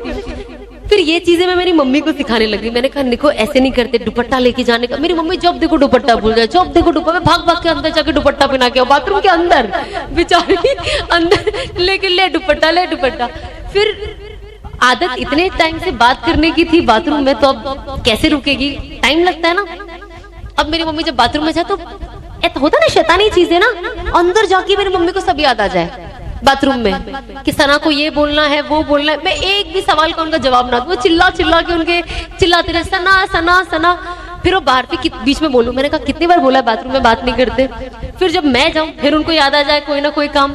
तो ये चीज सुनने में फनी लगती है, बट ये प्रैक्टिस करने बहुत टफ है, बहुत इजी लगता है, बट अब ऐसे ये चीज मिस हो जाती है। ये मसला तो फिर शॉर्ट लाइफ में हमारे हो ही गया। अब मुद्दा आया, मैं अभी जस्ट इसके पहले ही बता रही थी, मैंने कहा पहले ऑफ कोर्स मैं हमेशा से मॉडेस्ट क्लोथ, पर्सनली मेरे हिसाब से जो मॉडेस्ट होता था वो पहनती थी। शूट में ऑफ कोर्स आप एक जो भी कैरेक्टर प्ले करते हो, सब बातें होती ना, ये तुम थोड़ी ना हो, ये तो तुम एक कैरेक्टर हो, असल में तो तुम अच्छे कपड़े पहनते हो पर ये कैरेक्टर तो दिख के आ रहा है ना टीवी पे, जिससे मैं कैरेक्टरलेस लग रही हूँ, उसका क्या। घर पे मैं दुपट्टा पहन के बैठी रहूं लेकिन टीवी पे मैं स्कर्ट में दिखाई दे रही हूँ तो मैं तो फनी लगूंगी ना, कौन मेरी बातों का यकीन करेगा। अब क्या होता था ना, पढ़ाई तो मेरी पहले से चालू हो गई थी दीनी और हर फॉलो करना। अब कुछ चीजें ऐसी होती थी ना कि आप वो चीज की दावत नहीं दे सकते। क्यों नहीं दे सकते? क्योंकि आपके अमल में नहीं दिख रहा है। अब मेरे अमल में नहीं दिख रहा है तो मेरी बातों में जोर कैसा होगा। सामने वाला तो यही बोले ना पहले तू कर ले, मैं बोली यार तुम लोग के अच्छे के लिए बोल रही हो, तुम कर लो, मैं तो कर ही लूंगी पर तुम तो करो ना। क्योंकि मुझे कोई भी चीज पता चले ना हदीस के बारे में, कोई भी अच्छी चीज, छोटे छोटे अमल होते हैं, तो मैंने कहा मैं सोचती थी कि हमेशा मैं उसे फॉरवर्ड कर दूं। पर आई थिंक ये भी एक चीज थी जो मुझे 2019 में बहुत परेशान करती थी कि मुझे कुछ चीज डालनी होती थी, मुझे लगता था ये मैं पर्सनली कर रही हूँ लेकिन मैं ये नहीं बोल पा रही हूँ क्योंकि मेरा जाहिर अभी बराबर नहीं है।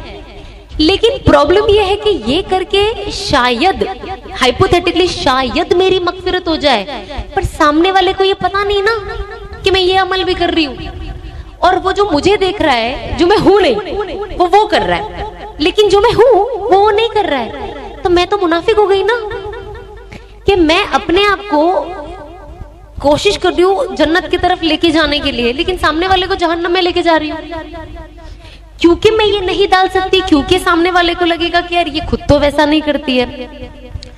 अब ये तो लाइफ में सबसे टफ डिसीजन होता है ना, जब आप चाहते हो कि आपको शेयर करो इस्लामिक बातें पर आप नहीं कर सकते हो। इससे ज्यादा टफ तो लाइफ में कुछ नहीं है मेरे लिए।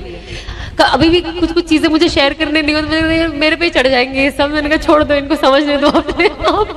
तो कुछ चीजें आपको पकड़ के रखना पड़ता है, पर आप सोचते हो कि यार आप मुझे देख के हर चीज मत करो, मैं प्रोसेस में हूँ पर आप हर इंसान को अपना सोचना है।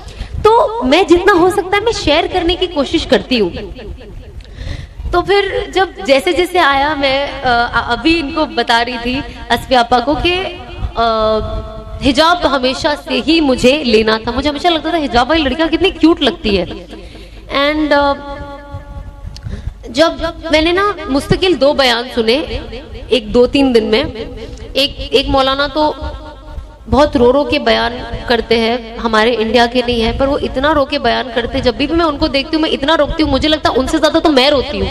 तो मैं कहती हूँ कि यार ये मौलाना का बयान है, अभी रोने के लिए बैठ जाओ, क्योंकि दिल को छू जाती थी वो बातें, क्योंकि आप देखो चीज को देखने के लिए दो तो कोई छाती पीट पीट के भी रोएगा तो आप नहीं रोगे, लेकिन अगर आप उसका फीलिंग समझोगे और आप अपनी जिंदगी को सही रास्ते पे, तो वो आपके अंदर फीलिंग आ जाती है, वो बहुत नेचुरल है। तो मैं उनको बहुत देखती थी, क्योंकि जब आपको दीन करेक्ट करना हो ना, तो लॉजिक के साथ ना इमोशंस की बहुत ज्यादा जरूरत होती है। सिर्फ लॉजिक से आप अपना दीन स्ट्रॉन्ग नहीं कर सकते, उसके लिए इमोशन और फीलिंग होना जरूरी है। इमोशन ऑफ कुर्बानी जो हमारे अहले बैत ने दी है, जो हमारे नबी पाक सल्लल्लाहु अलैहि वसल्लम ने दी है, जो दूसरी कौमों में जो हम जहां शुरुआत से आए, अगर आदम अलैहिस्सलाम से, तो कुर्बानी पे कुर्बानी, कुर्बानी पे कुर्बानी। तो उसके लिए इंसान के अंदर थोड़ा जज्बात तो होना जरूरी है ना। अगर आप उनकी कुर्बानी के बारे में बात सुनकर आप रोगे नहीं, तो फिर आप इंसान ही नहीं हो।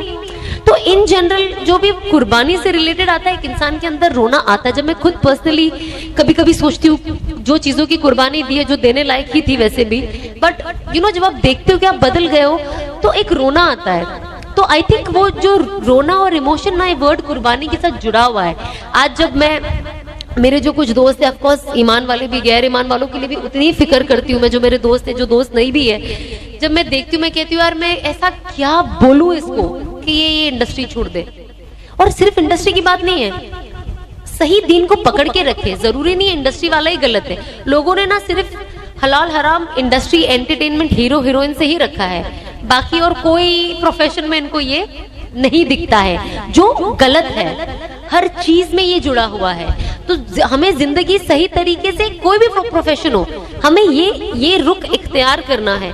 तो मुझे ऐसा लगता है, ये दोस्तों को मैं जानती हूँ एंड मैं इनके ईमान के लिए फिक्र भी करती हूँ, पर मैं ऐसे क्या करूँ जो मैं इन तक पहुंचूं, और मैं ऐसा क्या बोलूं। मैं अल्लाह से रोज दुआ करती हूँ कि अल्लाह कुछ लोग जिनको मैं नहीं जानती हूँ मुझे उनसे जुड़ा दे, और मेरे अंदर से ऐसी बातें निकाल कि बस वो उनके फायदे के लिए हो। भले मैं बोल रही हूँ, भले मेरी जुबान रख, ऑफ कोर्स मेरी जुबान रख ताकि मेरी भी मगफिरत हो जाए, बट ऐसा कुछ निकाल के बस ये बंदा बदल जाए और आपसे मोहब्बत करने लगे और आपके पास आ जाए। क्योंकि इसमें ही मेरी बड़ी जीत होगी कि मेरी एक और बहन या मेरा एक और भाई जहन्नम से बच गया और जन्नत की तरफ चला गया, फिर वो अपनी मेहनत करते रहे। एटलीस्ट एक पहला होल्ड जरूरी है।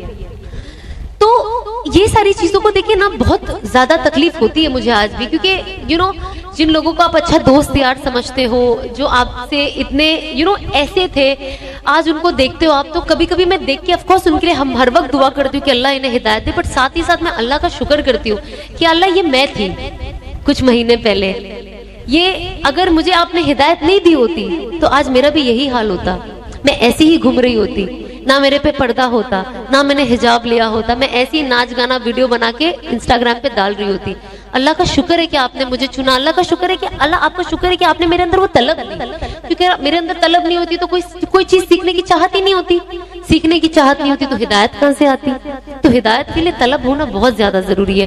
तो ये चीज हमेशा मैं देखती हूँ और अल्लाह से शुक्र करती हूँ, और हमें हमेशा अल्लाह से आफियत मांगनी चाहिए कि अल्लाह हमें दोनों जहां की आफियत दे, सिर्फ दुनिया की आफियत नहीं दे, क्योंकि हमें दुनिया में तो हर किसी को राहत और आफियत चाहिए, बट साथ ही साथ हमें आखिरत की चाहिए। तो हमें कोशिश करनी चाहिए कि हम अल्लाह से वो मांगते रहे। जैसे पहले ऐसा होता था कि जब शादी का वक्त नजदीक आता तो ही अच्छा हस्बैंड मांगने का, शादी हो जाती तो ही अच्छा बेबीज मांगने का, लेकिन मैंने रियलाइज किया नहीं, ये आपको पहले से ही मांगना है। कि पहले से ही आप ये सोच रखो कि मुझे एक नेक शौहर मिले। अब मैं पहले नेक शौहर मांगती थी, फिर मुझे ऐसा लगता था कि यार जब मैं खुद ही नेक नहीं हूं तो अल्लाह मुझे क्यों नेक शौहर देगा। ये हमें भी सोचना जरूरी है। सिर्फ नेक के लाभ हटा दो आप, अगर आप झूठे हो, आप अल्लाह से बोलोगे अल्लाह मुझे ऐसा शौहर दे जो झूठ ही नहीं बोलता, पर आप सुबह से शाम झूठ बोलते हो, तो यार अल्लाह आपको तो ना सच्चा शौहर देगा, वो झूठा ही देगा ना, वो भी आपसे तो 4 कदम आगे होगा। तो हम जो दुआ अपने पार्टनर के लिए मांगते हैं ना, हमें सबसे पहले क्या करना है, अपने ऊपर अमल करना है। तो जब मैं हमेशा अल्लाह से मांगू ना कि अल्लाह मुझे नेक शौहर दे, नेक शौहर दे, और मुझे हमेशा से, आप यकीन नहीं मानोगे, यू गोना लाफ, मैं हमेशा से सोचती थी, जब मैं देखती थी ना मेरे घर में मौलाना कुछ पढ़ाई के लिए आते, मैंने ऐसे बहुत सारी चीजें करी है। जब हम तो पढ़ते नहीं थे, बस बच्चों को जमा करो और खत्मे कुरान करो, और हमारे घर में जितने भी मरहूम है, ये जो इन्होंने 2-4 सफ़े छोड़ छोड़ के पढ़े हैं, हम ये बख्शेंगे इन्हें।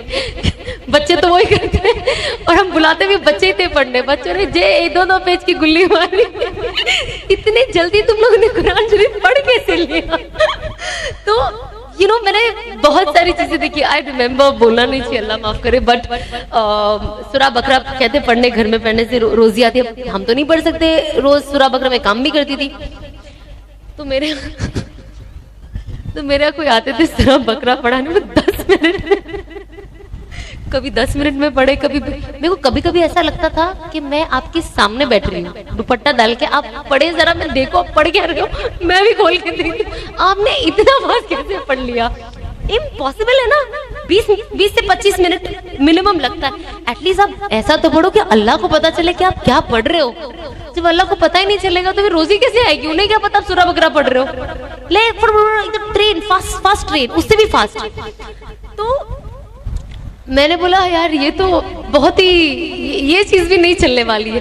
तो आगे आगे जैसे जैसे आपका दिमाग, जब इंसान, अल्लाह जब दिमाग खोलता है ना, जब आपका सेल खोलता है ना, तो एक डब्बा जब खुलता है ना, फटफट आसपास के सब खुल, आपको सब लॉजिकल लगने लगता है। एंड आई वाज लाइक, जब मैं खुद पढ़ सकती हूँ इतनी सारी चीजें, तो मैं क्यों? तो मुझे ना शुरुआत से ना बड़ा, इन लोगों को जब मैं देखती थी ना, तो मुझे ऐसा लगता था वाह मौलाना, मतलब अल्लाह ने कितना इल्म दिया है ना इन्हें, मतलब क्या पूरा आलिम है, पूरा कुरान पाक बायहाट याद है। हमको तो एक सूरा भी याद नहीं हो रहा है, उनको पूरा कुरान शरीफ याद है, ऊपर से तर्जुमा भी याद है, इतनी हदीसें याद है, और मैं इतने उलमा को सुनती भी थी। एंड मैं अल्लाह से कहती थी अल्लाह मुझे ऐसे ही एक शौहर दे दे। मतलब जब मैं आज सोचती हूँ मुझे ऐसा लगता है अल्लाह ने कैसे कबूल किया वो, है ना। मतलब आप लोग भी ऐसी दुआ मांगे, ठीक है। तो मैंने, जब मेरी पुरानी जिंदगी का अगर आप सोचोगे तो कौन सोच सकता है कि जैसी मेरी लाइफस्टाइल थी कि मुझे कोई इतना बड़ा इंसान मिल सकता है जिसके सीने में कुरान है। मतलब आज मैं सोचती हूँ, अगर मैं सिर्फ अपने बारे में सोचूं तो मुझे लगता है मुझसे खुशनसीब कोई हो ही नहीं सकता है। क्योंकि अगर मैं अपनी जिंदगी देखूं तो मैंने कहा अल्लाह में आपने इतना नेक बंदा मुझे दे दिया, कैसे? तो जब मैं ये दुआ करूं ना पहले कि मुझे नेक दो, तो मैंने सोचा कि देखो नेक अगर चाहिए तो उसके लिए हमें नेक बनना जरूरी है। क्योंकि जब हम नेक बनेंगे और हम अच्छे और सच्चे बनेंगे तो 10 लोग अगर मेरी बुराई भी करें, लेकिन जो अच्छा जहन वाला इंसान होगा ना, वो समझ जाएगा नहीं यार ये लड़की अच्छी है, तो मैं कोशिश करूं कि मैं अच्छे अमल करूं। क्योंकि जब अच्छा अमल इंसान करता है और अच्छी सोच रखता है ना, अल्लाह उसके चेहरे को नूर से भर देता है और वो नूर दिखाई देता है लोगों को, और सही लोगों को तो ज्यादा ही दिखता है। तो मैंने सोचा कि अब मैं अपने ऊपर काम करना शुरू कर दिया। यकीन नहीं मानोगे, पिछले 2-3 साल से मैं अपने ऊपर ही काम कर रही थी कि मैं और अच्छी, पर मैं बहुत वेस्ट हो जा रही थी। चॉइसेस मेरी लाइफ में इतने गलत होते थे कि मुझे ऐसा लगता था यार ये मैं इतना अच्छा बन के मैं कहाँ वेस्ट कर रही हूँ अपने आप को। तो मुझे ऐसा था कि अल्लाह ने माशाल्लाह से सलाहियत भी दी है, दिमाग के मेरे डब्बे भी खुल रहे हैं, थोड़ा चीजें समझ में भी आ रही है, दिमाग के साथ दिल में उतर रही है, जज्बात भी आ रहे हैं, लेकिन मैं इसे बर्बाद कर रही हूँ। तो मुझे इसे वेस्ट नहीं, क्योंकि अल्लाह कितनी बार मौका देगा, 1 बार 2 बार 3 बार, उसके बाद मौके भी कुछ वक्त ही आते हैं, दुनियावी और दीनी दोनों। तो मुझे ऐसा था कि अब मुझे मौका जाने नहीं देना है लाइफ में। अब बिलीव नहीं करोगे, जब मैं उम्रा पे होती थी ना, और जब मैं काबा के पास दुआ मांगती थी, मैं बहुत रो रो के अल्लाह से दुआ मांगती थी। आप यकीन नहीं मानोगे, मैं 2013 से नेक औलाद की दुआ मांगती हूँ। और मैं अल्लाह से ये दुआ मांगती थी कि अल्लाह मुझे ना, जब आप औलाद दोगे ना तो उसे आलिम बनाना। आज जब मैं सोचती हूँ, हम कहते हैं ना, इसीलिए अल्लाह से कभी भी डिसअपॉइंट मत होना कि यार मैं इतने टाइम से दुआ मांग रही हूँ, मेरी दुआ बात करेंगे प्लीज कि अल्लाह से हम कहते ना, मैं 10 साल से, बहुत लोग होते ना कहते हम औलाद मांग रहे, 10 साल से मांग रहे, अभी तक नहीं हुआ, अरे मैं अल्लाह से कब से काम के लिए मांग रही हूँ। मैं कहती हूँ बिल्कुल नाराज। मतलब जब मैं 2013 में हलाल मांग सकती हूँ, नेक शौहर मांग सकती हूँ, आलिम मांग सकते, मेरी चॉइसेस भी आप देखिए ना, बच्चा जो, अब हस्बैंड तो मिला नहीं है, बच्चा भी आलिम चाहिए मुझे। मैं इतना सब 2013 में मांग रही हूँ, मुझे अल्लाह ने दिया ना 2020 में। 7 साल लगे ना, कितना 7 साल हो गए ना, 7 से 8 साल लगे, पर मिला। तो जब आप अल्लाह से अच्छा गुमान रखते हो, यकीन रखते हो, और दुआ, अगर मैं किसी नॉर्मल इंसान को बोलती ना कि मैं ये दुआ मांग रही हूँ, तो सामने वाला सोचता है पागल हो गई है, इसको देखो ये नाच गाना करती है, इसे कौन नेक लड़का देगा, वो भी हाफिज कुरान, कौन इसके बच्चे कैसे आलिम हो गए, ये तो गाना सुनते रहती है, डांस करते रहती, कहाँ से हो गए। पर आज अल्लाह ने उसको हस्बैंड दे के पॉसिबिलिटी दे दिया कि इंशाअल्लाह अल्लाह ने चाहा तो मेरे बच्चे आलिम बनेंगे, क्यों नहीं बनेंगे, इंशाअल्लाह। प्लीज इंशाअल्लाह आमीन सब जो है सब बोल दीजिए मेरे लिए। तो एक अंदर ना एक पॉजिटिविटी आती है। मैंने अपनी लाइफ में इतनी चीजें चेंज होते हुए देखी है, मतलब कहते हैं ना मैजिक, वो मैंने देखा है, और आई एम श्योर आप सबके लाइफ में होता होगा। हम सब ना सिर्फ उसको नोटिस करना भूल जाते हैं कभी कभी कि अरे हाँ हमने तो ये मांगा था, हमने तो ये सोचा था, आज वो जाके हुआ है। तो लाइफ में ना कुछ भी पॉसिबल है, कुछ भी। आप ये ना सोचे कि मैं कम हूँ, मैं कैसे करूंगी, कोई और हमसे बेहतर है, या मैं यहाँ पहुंच पाऊंगी या नहीं। और कोई होता है ना, कहते यार मेरे बहुत लोगों को मिली, मेरे फ्रेंड्स लोग कुछ जो है, अरे हम तो इतने गुनाहगार है, अब हमको तो अल्लाह माफी नहीं देगा, अल्लाह तो हमको माफी नहीं देगा। ऐसी चीजें हमको कोशिश करना है कि हम उन लोगों को मोटिवेट करें कि ऐसा कुछ नहीं है, अल्लाह तो किसी से भी काम ले सकता है, अल्लाह को किसी की जरूरत नहीं है। अल्लाह को कोई नाम की जरूरत नहीं है, अल्लाह किसी को भी इज्जत और नाम देकर उससे दीन का काम ले सकता है। किसने सोचा था अल्लाह आज मेरे से दीन का काम लेगा? मैं खुद नहीं सोच सकती। मैं तो आज भी कभी कभी अपने आप को आईने में देखती हूँ, मैं फिर अपने आप से बात करती हूँ, लेकिन पॉजिटिवली, कि अल्लाह आपने मेरे से ये काम ले लिया। मतलब मैं तो कोई लायक ही नहीं थी, और लोगों की नजर में भी नालायक थी, लेकिन आपने मेरे अंदर वो वैल्यू, आपने मुझे वो वैल्यू दिया, आपने मुझे इस लाइफ का कोई मीनिंग दिया, और मुझे लोगों तक पहुंचने का जरिया बनाया। तो अल्लाह कुछ भी कर सकता है। किसी, मैं हमेशा कहती हूँ कि अल्लाह अगर मुझ जैसे नाचने गाने वाले के साथ काम ले सकता है तो किसी से भी ले सकता है। अगर लोग अब नहीं समझे मुझे देखकर तो कभी नहीं समझ पाएंगे। तो हमें कोशिश करना चाहिए कि हम सबसे पहली बात है लोगों के लिए अच्छा गुमान रखें, क्योंकि कहते हैं ना पैसे से ज्यादा जो ज्यादा टफ वाला और जो सबसे गंदा वाला जो तकब्बुर होता है ना, वो दीन का होता है। इंसान का पैसे का तकब्बुर कम हो जाता है, लेकिन दीन का बहुत ज्यादा हो जाता है। मैं पर्दा करती हूँ, मैं नमाज पढ़ती हूँ, मैं तो इतने वजीफे पढ़ती हूँ, देखो इतनी की नमाजें कज़ा हो रही है। हमें कोशिश करनी चाहिए कि ये हम कभी, अल्लाह हमसे कभी भी ये छीन लेगा, तो हमें कभी भी बदगुमान नहीं होना है। हमें पॉजिटिव रहना है और इस्लाम को पॉजिटिवली फैलाना है, लोगों तक सही दीन लेकर जाना है, जो एक्चुअली हम तक सही लोगों के जरिए ही पहुंचा है। लेकिन हम इतने स्ट्रिक्ट हो गए हैं लोगों के साथ कि हम तो सीधा मतलब उनको खारिज ही कर देते, मतलब वो तो इस्लाम में ही नहीं है हमारे हिसाब से। तो हमें कोशिश करना है कि हम लोगों को जो असल साइड है ना दीन का, मोहब्बत का, और अगर हम चाहते हैं कि अल्लाह हमारे गुनाहों को माफ करे तो हमें भी माफ करने वाला बनना जरूरी है। अगर हम लोगों को माफ करेंगे तो अल्लाह हमारे गुनाहों को माफ करेगा। अगर आप कोई प्रॉब्लम भी होती है तो आप अल्लाह से नियत कर लो कि अल्लाह मतलब मुझे नहीं माफ करना है इस इंसान को, बहुत तकलीफ दे, लेकिन मैं आपको सिर्फ इस बंदे को सिर्फ इसलिए माफ कर रही हूँ ताकि मैं चाहती हूँ आप मेरी मगफिरत कर दे, आप मेरे गुनाहों की माफी कर दे। जब जब कयामत का दिन होगा तो आप ये नियत करके अल्लाह से मांगे कि अल्लाह मुझे मैंने जो भी अपनी लाइफ में किया मुझे माफ कर दे, मुझे माफ करने वाला बना। हम कोशिश करें कि हम सच बोले। कहते हैं ना कि ये एक मुसलमान की सबसे अच्छी पहचान है। जब किसी सहाबाओं ने, जो मैंने सुना है उलमाओं से, कि किसी सहाबा ने जब सल्लल्लाहु अलैहि वसल्लम से पूछा कि क्या मुसलमान डरपोक हो सकते हैं, तो उन्होंने कहा हाँ हो सकते हैं। फिर उन्होंने कहा क्या वो वकील हो सकते हैं, कंजूस हो सकते हैं? बोले हाँ हो सकते हैं। क्या वो ऐसे जैसे थकेले कामचोर टाइप एकदम आलसी हो सकते हैं? बोले हाँ हो सकते हैं। वो टाइम तो लोग एकदम जंगजू थे ना, हो सकते हैं। तो बोले क्या मुसलमान झूठ बोल सकता है? तो सल्लल्लाहु अलैहि वसल्लम ने कहा कि नहीं, मुसलमान कभी झूठ नहीं बोल सकता। लेकिन अनफॉर्चुनेटली आज हमारा दिन भी झूठ से शुरू होता है और खत्म भी झूठ पे होता है। तो सोचो हम पे कितनी झूठ की लानत छाई हुई है, और हम एक्सपेक्ट करते हैं कि हमारे साथ इंसाफ हो, लोग हमसे सच बोले, हमारे घर वाले सच बोले, दोस्त यार सच बोले, हमारी बीवियां सच बोले, शौहर सच बोले। कैसे बोलेंगे? तो इसीलिए सबसे पहले अपनी खुद की इस्लाह जरूरी है। अगर हम कोशिश करें तो हम कोशिश करें कि एटलीस्ट हम झूठ ना बोले।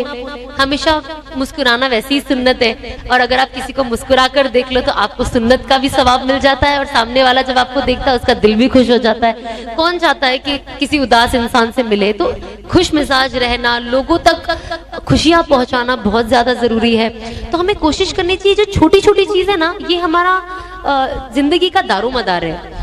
बड़ी बड़ी चीजें तो एक अलग चीज होती है, पर हमसे जो छोटे छोटे सगीरा गुनाह होते हैं ना, बहुत ज्यादा हो जाते हैं, हमें पता भी नहीं चलता है। तो हम बस कोशिश करें कि जो जो चीजें हम सुनते हैं, सीखते हैं, और हम सबसे इम्पोर्टेंट है, जैसे हम खाना बनाना सीखते हैं यूट्यूब पे, जो हमें नहीं आता है, मेकअप करना सीखते हैं, नया ट्रेंडिंग डिजाइन कौन सा है हिजाब में या सलवार कमीज में, वो हम गूगल करके सीख लेते हैं। तो जब हम इतनी सारी चीज का गूगल के जरिए उनका इस्तेमाल करते हैं, गूगल का, और ये सीखते हैं, तो हम कोशिश करें कि थोड़ा वक्त निकाल के दीन के बारे में भी सीखें, क्योंकि असल तो यही है, हमें तो यही जाना है। मुझे इसलिए ये फनी लगता है क्योंकि आप यकीन नहीं मानोगे, लोग ऐसे ऐसे सवाल मुझसे करते हैं और ऐसी ऐसी चीजें इंस्टाग्राम पे, मुझे भी नहीं पता था ये चीजें। मैं अनस को कहती हूँ, मुझे हंसी भी आती है कभी कभी।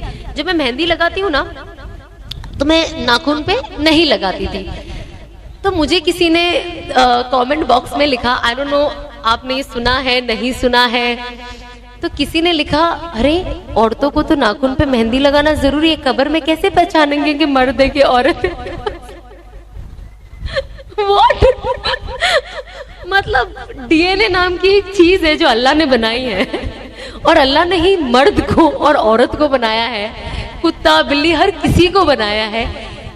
कैसे अल्लाह नहीं समझेंगे जब आपका कबीरा से लेके सगीरा गुनाह का हिसाब लिखा हुआ है, तो वो नाखून से आप खुद तो ही ना पहचानेंगे। एंड आई वाज लाइक, मतलब अभी मुझे ये एक ही चीज याद नहीं आ रही, बट जब लोग लिखते हैं ना, मुझे हंसी भी आती है, मुझे अफसोस भी होता है। मैंने कहा जब ये नॉलेज इनके पास ऐसी रॉकेट वाली नॉलेज है, इनसे बात करना पड़ेगा कि ऐसी रॉकेट वाली और कौन कौन सी इनके पास नॉलेज है जिससे सामने वाले का दिल दहल जाए पढ़ने के बाद। सो यू नो, ये lack of knowledge and lack of study, और हमें कुछ नहीं जानना। हम इस एरिया में रहे हैं, यहाँ पे ये कल्चर है, ये ट्रेडिशन है, हर जगह का ट्रेडिशन कल्चर अलग है, ठीक है, बेशक ईमान वाले है। एग्जाम्पल, हम गुजरात में है तो हमारे यहाँ शादी होती है ना, तो ये होता है। हम मुंबई वाले, हमारे ये होता है। हम अगर सऊदी में, हमारा ये होता है। वो चक्कर में ना सब इतना खिचड़ी हो गया है कि असल जो पकड़ के रखना है ना, लोग वो भूल चुके हैं। आप बेशक अपना कल्चर ट्रेडिशन सब फॉलो करो, बाकी की फिजूल चीजें बंद करो ना। अब जब मेरा निकाह होने वाला था, अब हम भी गैरों को तो छोड़ दो, जब मुसलमानों को देखते थे हल्दी, डांस, नगाड़े, ढोल, ले ये, तो मेरा भी ऐसा था, हल्दी होगी मेरी भी, येलो सब पहनेंगे, ये सब। ये इंस्टाग्राम देखिए, आधा दिमाग तो इंस्टाग्राम ने खराब कर दिया, ठीक है, तो मैं अब ये सब देखती ही नहीं हूँ।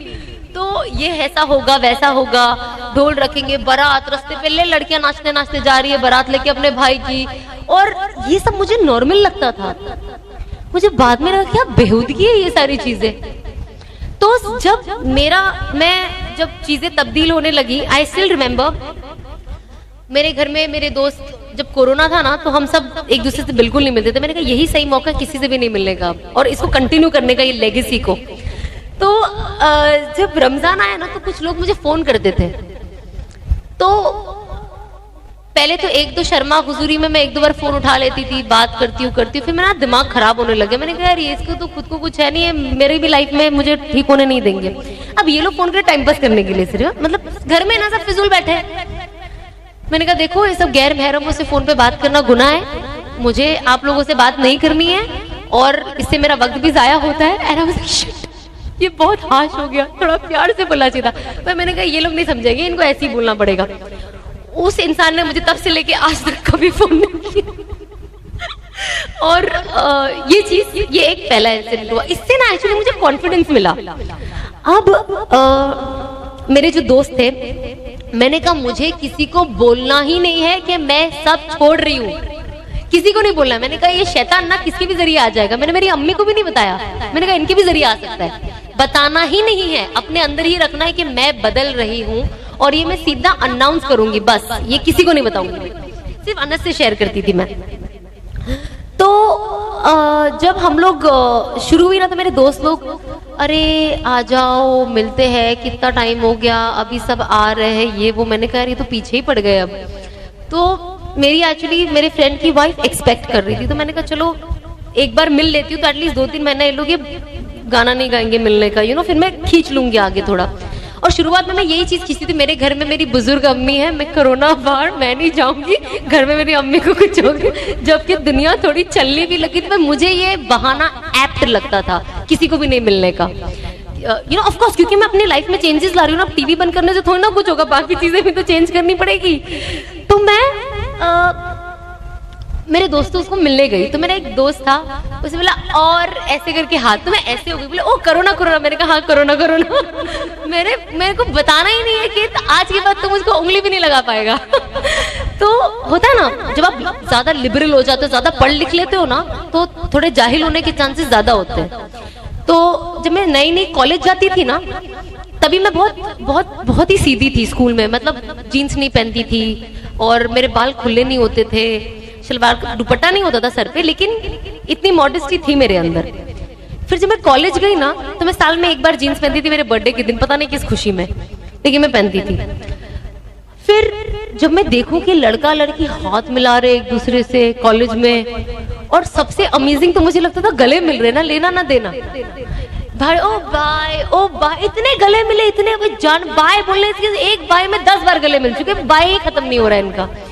तो मुझे शुरुआत में बहुत अजीब लगे ये, मैंने कहा कैसे यार ये लड़का लड़की कैसे गले मिल लेते, क्योंकि मैं अभी भी ना थोड़े नैरो नहीं, करेक्ट माइंडसेट में थी, ये अपने आप को नैरो सोच के मैं बिगड़ गई। मैं बोली कैसे कर लेते ना, कैसे ऊपर रोड पे खड़े होके, कॉलेज के बाहर गेट पे खड़े होके गले मिलते हैं ना सब, ओ bye C you tomorrow. And मुझे ऐसा लगता था यार कैसे मिल लेते ना गले, रोड पे खड़े होके, पहचान नहीं। फिर मुझे लगा यार मैं कितनी अजीब लगूंगी ना अगर मैंने ये नहीं किया, तो मुझे ट्रेंड फॉलो करना है, यहीं से ही चीजें खराब होती है एक्चुअली। तो मैंने भी पहली बार जब किसी ने मुझे बाय बोल के गले, मैंने कहा हाँ सब मिलते, तो यू नो यही प्रॉब्लम है कि जब हम कोई जगह जाते हैं ना, तो लोगों को अपने जैसे नहीं बनाते, हम उनके जैसे बन जाते हैं। और आप अगर किसी अच्छे को देख रहे हो तो बेशक उनके जैसे बन जाओ, लेकिन मैं अपनी अच्छी छोड़ के मैं उनके जैसे क्यों कार्टून बन रही हूँ। तो मेरा ये जो कार्टून बनने का जो स्टेप था, ये यहाँ से मेरे कॉलेज से शुरू हुआ, वो था गले मिलने से गैर महरमों को, जो मुझे लगता था कि इसमें कोई खराबी नहीं, क्योंकि मेरी नीयत तो इसके लिए अच्छी है ना, और इसके लिए हम तो काम वाले हैं, कभी कभी हम मिलते, कोई कोई तो वापस मिलता भी नहीं है, यू नो, काम के इसमें। तो ये इंग्लिश कल्चर है, मिलना, हाथ मिलाना, गले मिलना, तो मुझे ये लगता था ये नॉर्मल है, क्योंकि हमको वैसे ही पढ़ाया जाता था ना, इंग्लिश स्कूल में जाते हो, कॉन्वेंट में जाते हो, ये चीज नॉर्मल लगती है।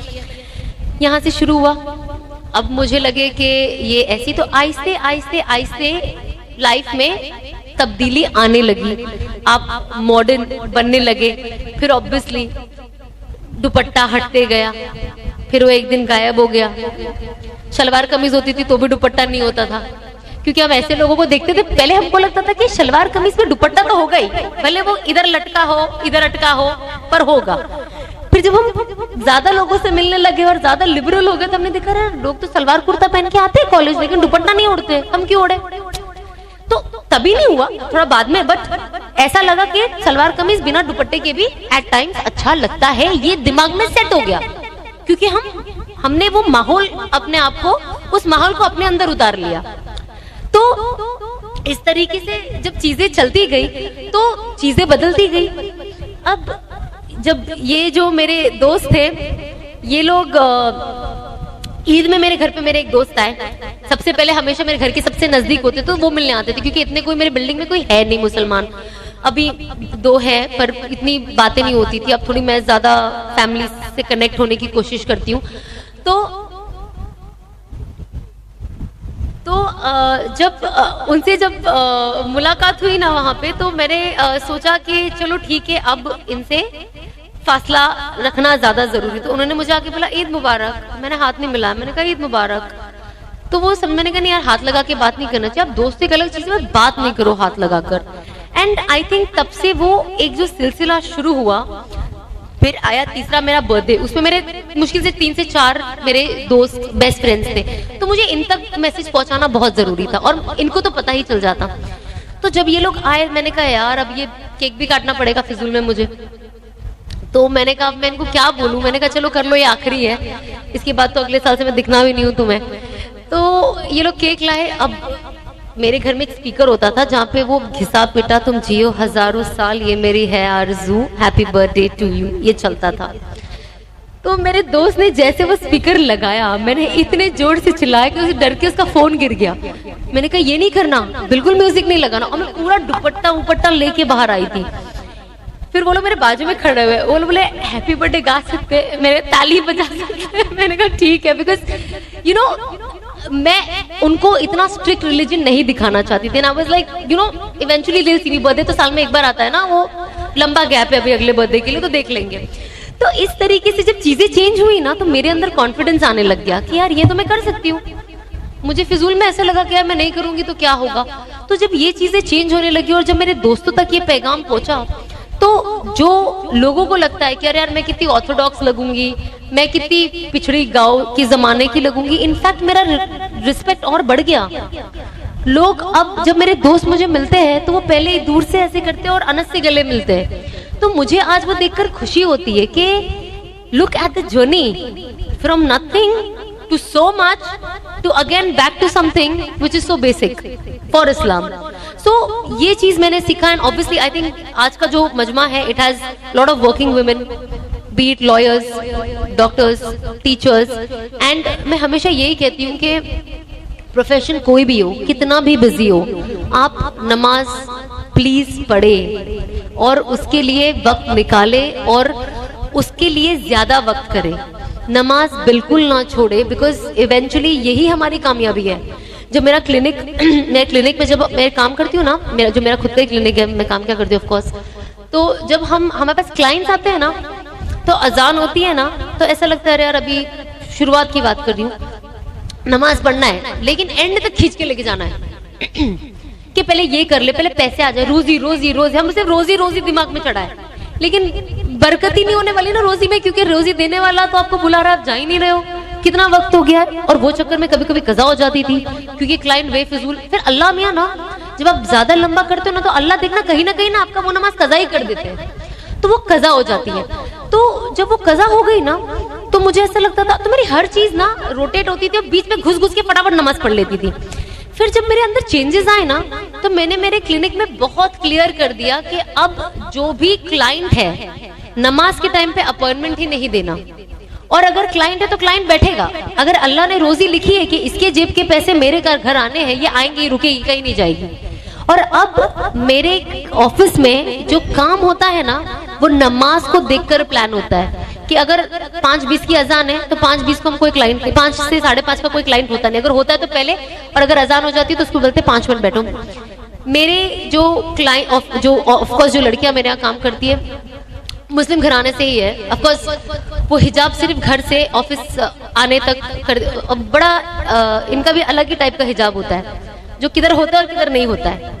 घर से मोहल्ले वाले देखेंगे तो हिजाब होता है, यहाँ से मोहल्ले वाले देखेंगे तो हिजाब होता है, बीच में चौपाटी जुहू किधर हिजाब नहीं होता है, ठीक है। शादियों में हिजाब नहीं होता है, जिनके बाल आपको पूरे साल ढके हुए दिखेंगे, शादियों में आप उनको बाल लहराते हुए आराम से देख लोगे।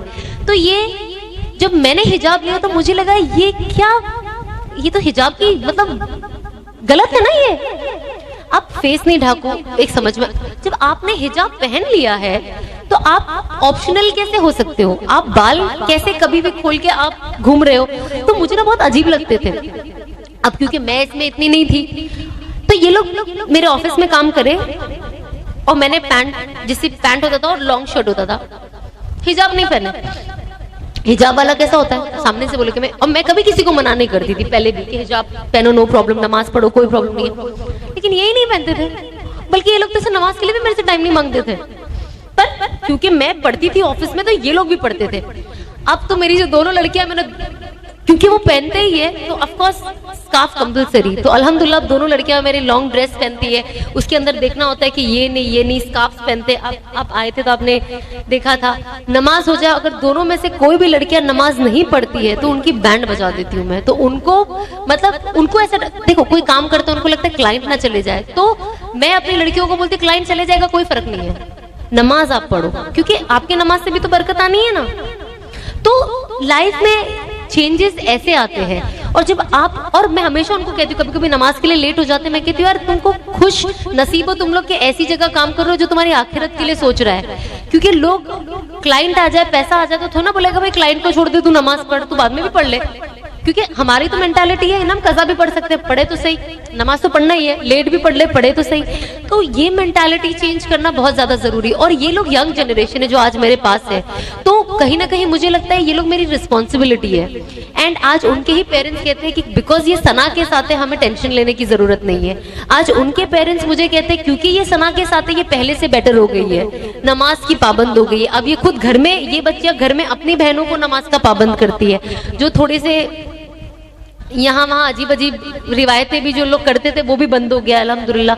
तो आई थिंक ये सारी चीजें ना बहुत मैटर करती है। तो हमें कोशिश करनी चाहिए कि हम कोई भी फील्ड में हो, सबसे पहले नमाज को अपना इम्पोर्टेंस दे और ऑफ कोर्स अपने अखलाक को इम्पोर्टेंस दे। और हम जो है ना एज एन इंडिविजुअल यहाँ पे जितने भी लोग हैं, हम इस्लाम के रिप्रेजेंटेटिव हैं। हमें देखकर इस्लाम क्या है लोग हमें देखते हैं। तो हम कोशिश करें कि हम जितना हो सके उसे उतना खूबसूरत तरीके से बताएं, ताकि जो लोग न्यूज में जो भी सुनते हैं उन्हें ये ना लगे कि ये इस्लाम है, क्योंकि वो तो इस्लाम है ही नहीं। हम जब खुद भी तो सुनते हैं, हम कहते हैं ना ये थोड़ी ना, पर मानते ही नहीं है लोग। तो उसके लिए क्या करना होगा कि हम जैसे इतने बड़े मजमे को सही तरीके से इस्लाम को पोर्ट्रे करना होगा, ताकि लोग समझे कि असल इस्लाम क्या है। और बस हम कोशिश करें कि आज जो ये मजमा जमा हुआ है बेशक अल्लाह की रजा के लिए हुआ है, बस हम अल्लाह से दुआ करें कि जो भी बातें हुई है हमारे अंदर बैठ जाए। और मैं एनी विच वेज मैं खुद भी सीख रही हूँ, तो मैं जो सीख रही हूँ वो आपसे फॉरवर्ड आपको बताती हूँ, मेरे एक्सपीरियंसेस। अगर मुझसे कोई गलती हो गई होगी तो मुझे माफ़ कर देना। और बस अल्लाह बस हमें दीन और दुनिया दोनों की कामयाबी दे और हमारे दिलों में ऐसे ही मोहब्बत बाकी रखे। और हम सब से हमारे आने वाली नस्लों से भी, क़यामत तक की जो हमारी नस्लें रहेगी उनसे दीन का काम करे। बस हमको यही दुआ करना चाहिए। बस अल्लाह हमारे आगे जो हमारे बच्चे हैं उन्हें भी दीन की दावत में लगाए और दुनिया भी दे। तो बस हम कोशिश करें कि हम जितने अच्छा हो सके अच्छा बने, खुद के लिए भी खैर हो, दूसरों के लिए भी खैर हो। और हम जहाँ काम करते हैं काम को इबादत समझ के करें, अमानत में खयानत ना करे, खुश रहे और लोगों के लिए खैर बने। बस अस्सलाम वालेकुम।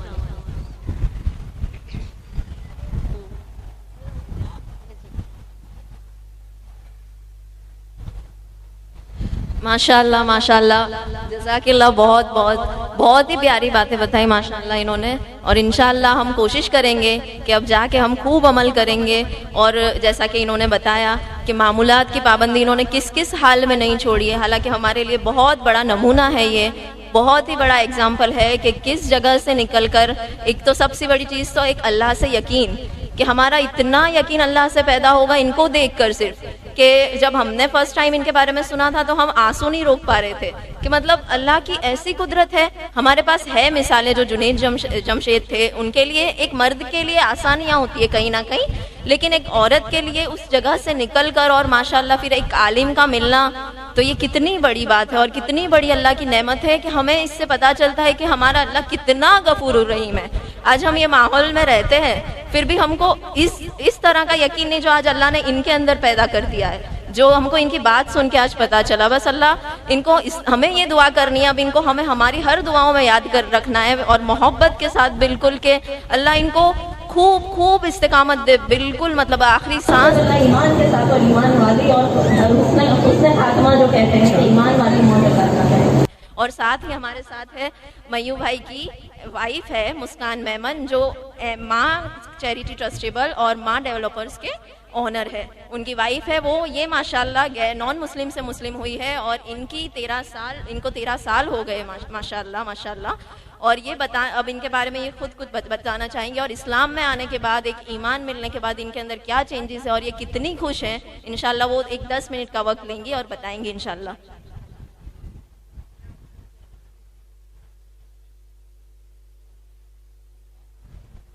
अस्सलाम वालेकुम व रहमतुल्लाहि व बरकातुहू। बिस्मिल्लाहिर रहमानिर रहीम। अल्हम्दुलिल्लाहि रब्बिल आलमीन अर्रहमानिर रहीम मालिक यौमिद्दीन इय्याका नअबुदु व इय्याका नस्तईन इहदिनस सिरातल मुस्तकीम सिरातल लज़ीना अनअमता अलैहिम गैरिल मग़दूबि अलैहिम वलद्दॉलीन आमीन। बहुत बहुत शुक्रिया आप सभी का। मैं आप सभी को दिल से सलाम करती हूँ और सबसे ज़्यादा मैं सना को बहुत बहुत बहुत शुक्रिया अदा करती हूँ कि वो एक आज की जनरेशन के लिए एक बहुत बड़ी मिसाल है, बहुत बहुत बड़ी मिसाल है, बहुत बड़ी इंस्पिरेशन है हम सब के लिए कि ईमान के लिए अब इंसान को क्या नहीं करना चाहिए ईमान सीखने के लिए। और इस्लाम के लिए मैं एक ही बात कहूँगी, मैं खुद एक नॉन मुस्लिम हिंदू बैकग्राउंड से बिलोंग करती हूँ। मैंने शादी मुस्लिम से की है, मैंने ईमान कबूल किया और मैं बहुत खुश हूँ ईमान कबूल करके। मुझे लग रहा है जैसे हर किसी के बस की बात, हर किसी का नसीब नहीं होता ईमान में आना। अल्लाह ने मुझे चुना है इस ईमान कबूल करने के लिए। मैं बहुत खुश हूँ, बहुत खुश हूँ। और ईमान के लिए मैं इस्लाम के लिए मैं एक ही चीज़ कहना चाहूँगी कि इस्लाम का दूसरा नाम ईमान है और ईमान जिसका मजबूत होगा अल्हम्दुलिल्लाह इंसानियत उसको साबित करने की ज़रूरत कभी नहीं पड़ेगी। हमारी शादी को 13 साल हो गए। वैसे हम 25 साल से, मैं 98 से हम एक दूसरे को जानते थे। शादी हमने 2009 में की अल्हम्दुलिल्लाह और बहुत खुश हूँ मैं बहुत। मेरे हस्बैंड ने कभी भी मुझे कोई चीज़ के लिए फोर्स नहीं किया कि तुम ये सीखो ये सीखो, लेकिन ईमान कबूल करने के बाद खुद ब खुद मुझ में ये होता गया कि मैं ये चीज़ सीखूँ ये चीज़ सीखूँ और खुद ब खुद मैं सीखती गई। हालांकि हम सेपरेट रहते, मुझे कोई देखने वाला नहीं है कि मैं ईमान की चीज़ें करती भी हूँ या नहीं करती, लेकिन मुझे पता नहीं, बस हमेशा अल्लाह का एक खौफ रहता है कि नहीं ये करना है मुझे। खौफ नहीं कहते, अल्लाह का वो एक मोहब्बत है मुझे कि जो मुझे मजबूर करती है कि नहीं मैं ये चीज़ करूं ये सीखूं। और अल्हम्दुलिल्लाह मुझे इतना सुकून मिलता है इस्लाम का सब सीख के। धीरे धीरे मैंने 13 साल में काफ़ी कुछ चीज़ें सीखी है इस्लाम में। मैं सबसे यही कहना चाहूँगी आप सभी से कि सना ने जैसे बताया कि हम आज भी हम बहुत दूर है हमसे। हमें लगता है कि हम सब कर रहे हैं, नमाज पढ़ रहे हैं, हम रोज़े रख रहे हैं, हम सब कुछ कर रहे हैं, लेकिन फिर भी कहीं ना कहीं हम इस्लाम से दूर है जस्ट बिकॉज ऑफ ये मोबाइल और सब कुछ आ गया। सना जी ने जैसे बताया कि मोबाइल का यूज़ करो लेकिन मिसयूज़ मत करो। आज की जनरेशन इसका सबसे ज़्यादा मिसयूज़ कर रही है। आजकल मोबाइल में क्या नहीं है, हमारे ईमान की ए से लेकर जेड तक की सभी चीज आप इस्लाम की सभी घर बैठे बैठे सब कुछ सीख सकते हैं। तो मेरी भी गुजारिश है कि आप सभी इसका यूज करें कि इसकी हर एक चीज इसके जरिए आप सीखें, बस मिसयूज ना करें उसका। और जैसे कहते हैं हमारा बच्चा जब पैदा होता है तो कहते हैं कि सबसे पहला गुरु उसका माँ होती है। बच्चों को जो संस्कार देते वो माँ देती है। दूसरा गुरु बच्चों का शिक्षक होता है। तो एक गुरु और भी है, जब बच्चा बड़ा हो जाता है, बच्चा घर के बाहर निकलता है, तब उसका सबसे बड़ा गुरु होता है उसकी संगत। बच्चा जैसी संगत में पड़ता है वही उसका हैबिचुअल बन जाता है, वो बच्चा उसी चीज में ढलता जाता है। तो संगत भी एक सबसे बड़ा गुरु है हमारा। तो माँओं से भी ये गुजारिश है कि बच्चे कहाँ जाते हैं, कैसी संगत में है, वो सब ध्यान रखे बच्चों का। और मैं यही गुजारिश करना चाहूँगी सभी से, आप सभी से, कि इस्लाम इतना बड़ा और इतना मजबूत मजहब है कि हम सबको तो एक प्राउड फील होना चाहिए कि आज हम इस उम्मत से है। और मैं खुद को भी बहुत प्राउड फील करती हूँ कि आज मुझे इस्लाम में आने का मौका मिला है और आप सबके सामने मैं बैठी हूँ, मैं कुछ बोल रही हूँ, मुझे ये सौभाग्य मिला है। हालांकि मुझे कुछ ज़्यादा वर्ड्स नहीं आते इस्लामिक, सीख रही हूँ और इंशाल्लाह सीखूंगी, बहुत सारा कुछ सीख भी जाऊंगी। और जैसे आज सना जी ने सब बताया, अल्हम्दुलिल्लाह इतना सारा हमको नॉलेज दिया है। ये जिस प्रोफेशन से थी और आज ये जो बता रही थी, सीरियसली इट्स कांट बिलीवेबल जो इन्होंने हमको बताया है। ये बहुत बड़ी इंस्पिरेशन है हमारे लिए कि अब हमको भी कुछ करना चाहिए ईमान के लिए। बस आप सभी से यही कहना चाहती थी और बहुत अच्छा लगा। सना जी मैं आपका एक बार फिर से शुक्रिया अदा करूंगी कि आप एक बहुत बहुत बहुत बड़ी इंस्पिरेशन है हम सबके लिए। सीरियसली शुक्रिया अदा करिए। चलो अस्सलाम वालेकुम सबको।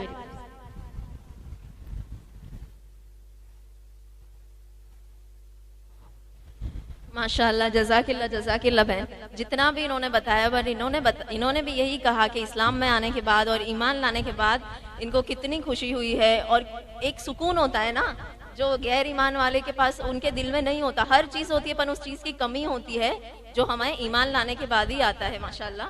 अब इसके साथ ही हम दुआ कर लेते हैं थोड़ी सी, अल्लाह से माफ़ी। जो भी हमसे बेशक है कि उसके शायन शान नहीं हो पाया, जितना हमसे हुआ, और जो भी गलती कोताही हो गई हो इसमें बोलने में और हमारे मजमे में हमसे, कि जिस तरीके से हमें इसका एहतराम करना चाहिए हमें वो नहीं हो पाया, कि एक इल्म की दीन की बात थी, तो अल्लाह हमारे दिलों में उसका एहतराम और जैसी इज्जत होनी चाहिए वैसी ले आए। तो इंशाल्लाह हम दुआ के लिए हाथ उठाते और अल्लाह ताला से दुआ करके इसको ख़त्म करते। ठीक है, चले। जज़ल्लाहु अन्ना मुहम्मदन सल्लल्लाहु अलैहि वसल्लम बिमा हुवा अहलु, जज़ल्लाहु अन्ना मुहम्मदन सल्लल्लाहु अलैहि वसल्लम बिमा हुवा अहलु, जज़ल्लाहु अन्ना मुहम्मदन सल्लल्लाहु अलैहि वसल्लम बिमा हुवा अहलु। अल्लाहुम्मा सल्लि अला मुहम्मदिन अफ़ज़ल सलवातिक, अल्लाहुम्मा सल्लि अला मुहम्मदिन अफ़ज़ल सलवातिक, अल्लाहुम्मा सल्लि अला मुहम्मदिन अफ़ज़ल सलवातिक, अल्लाहुम्मा सल्लि अला सय्यिदिना मुहम्मदिन व अला आलि सय्यिदिना محمد ما اختلف الملوان وتعاقب الأسران وتكرر الجديدان واستقبل الفرقدان بلغ روح سيدنا محمد صلى الله عليه وسلم وارواح أهل بيته منا تحية والسلام. اللهم صل على سيدنا محمد صلاة تنجينا بها من جميع الأهوال والآفات وتقضي لنا بها جميع الحاجات وتطهرنا بها من جميع السيئات وتبلغنا بها أقصى الغايات من جميع الخيرات في الحياة وبعد الممات، إنك على كل شيء قدير.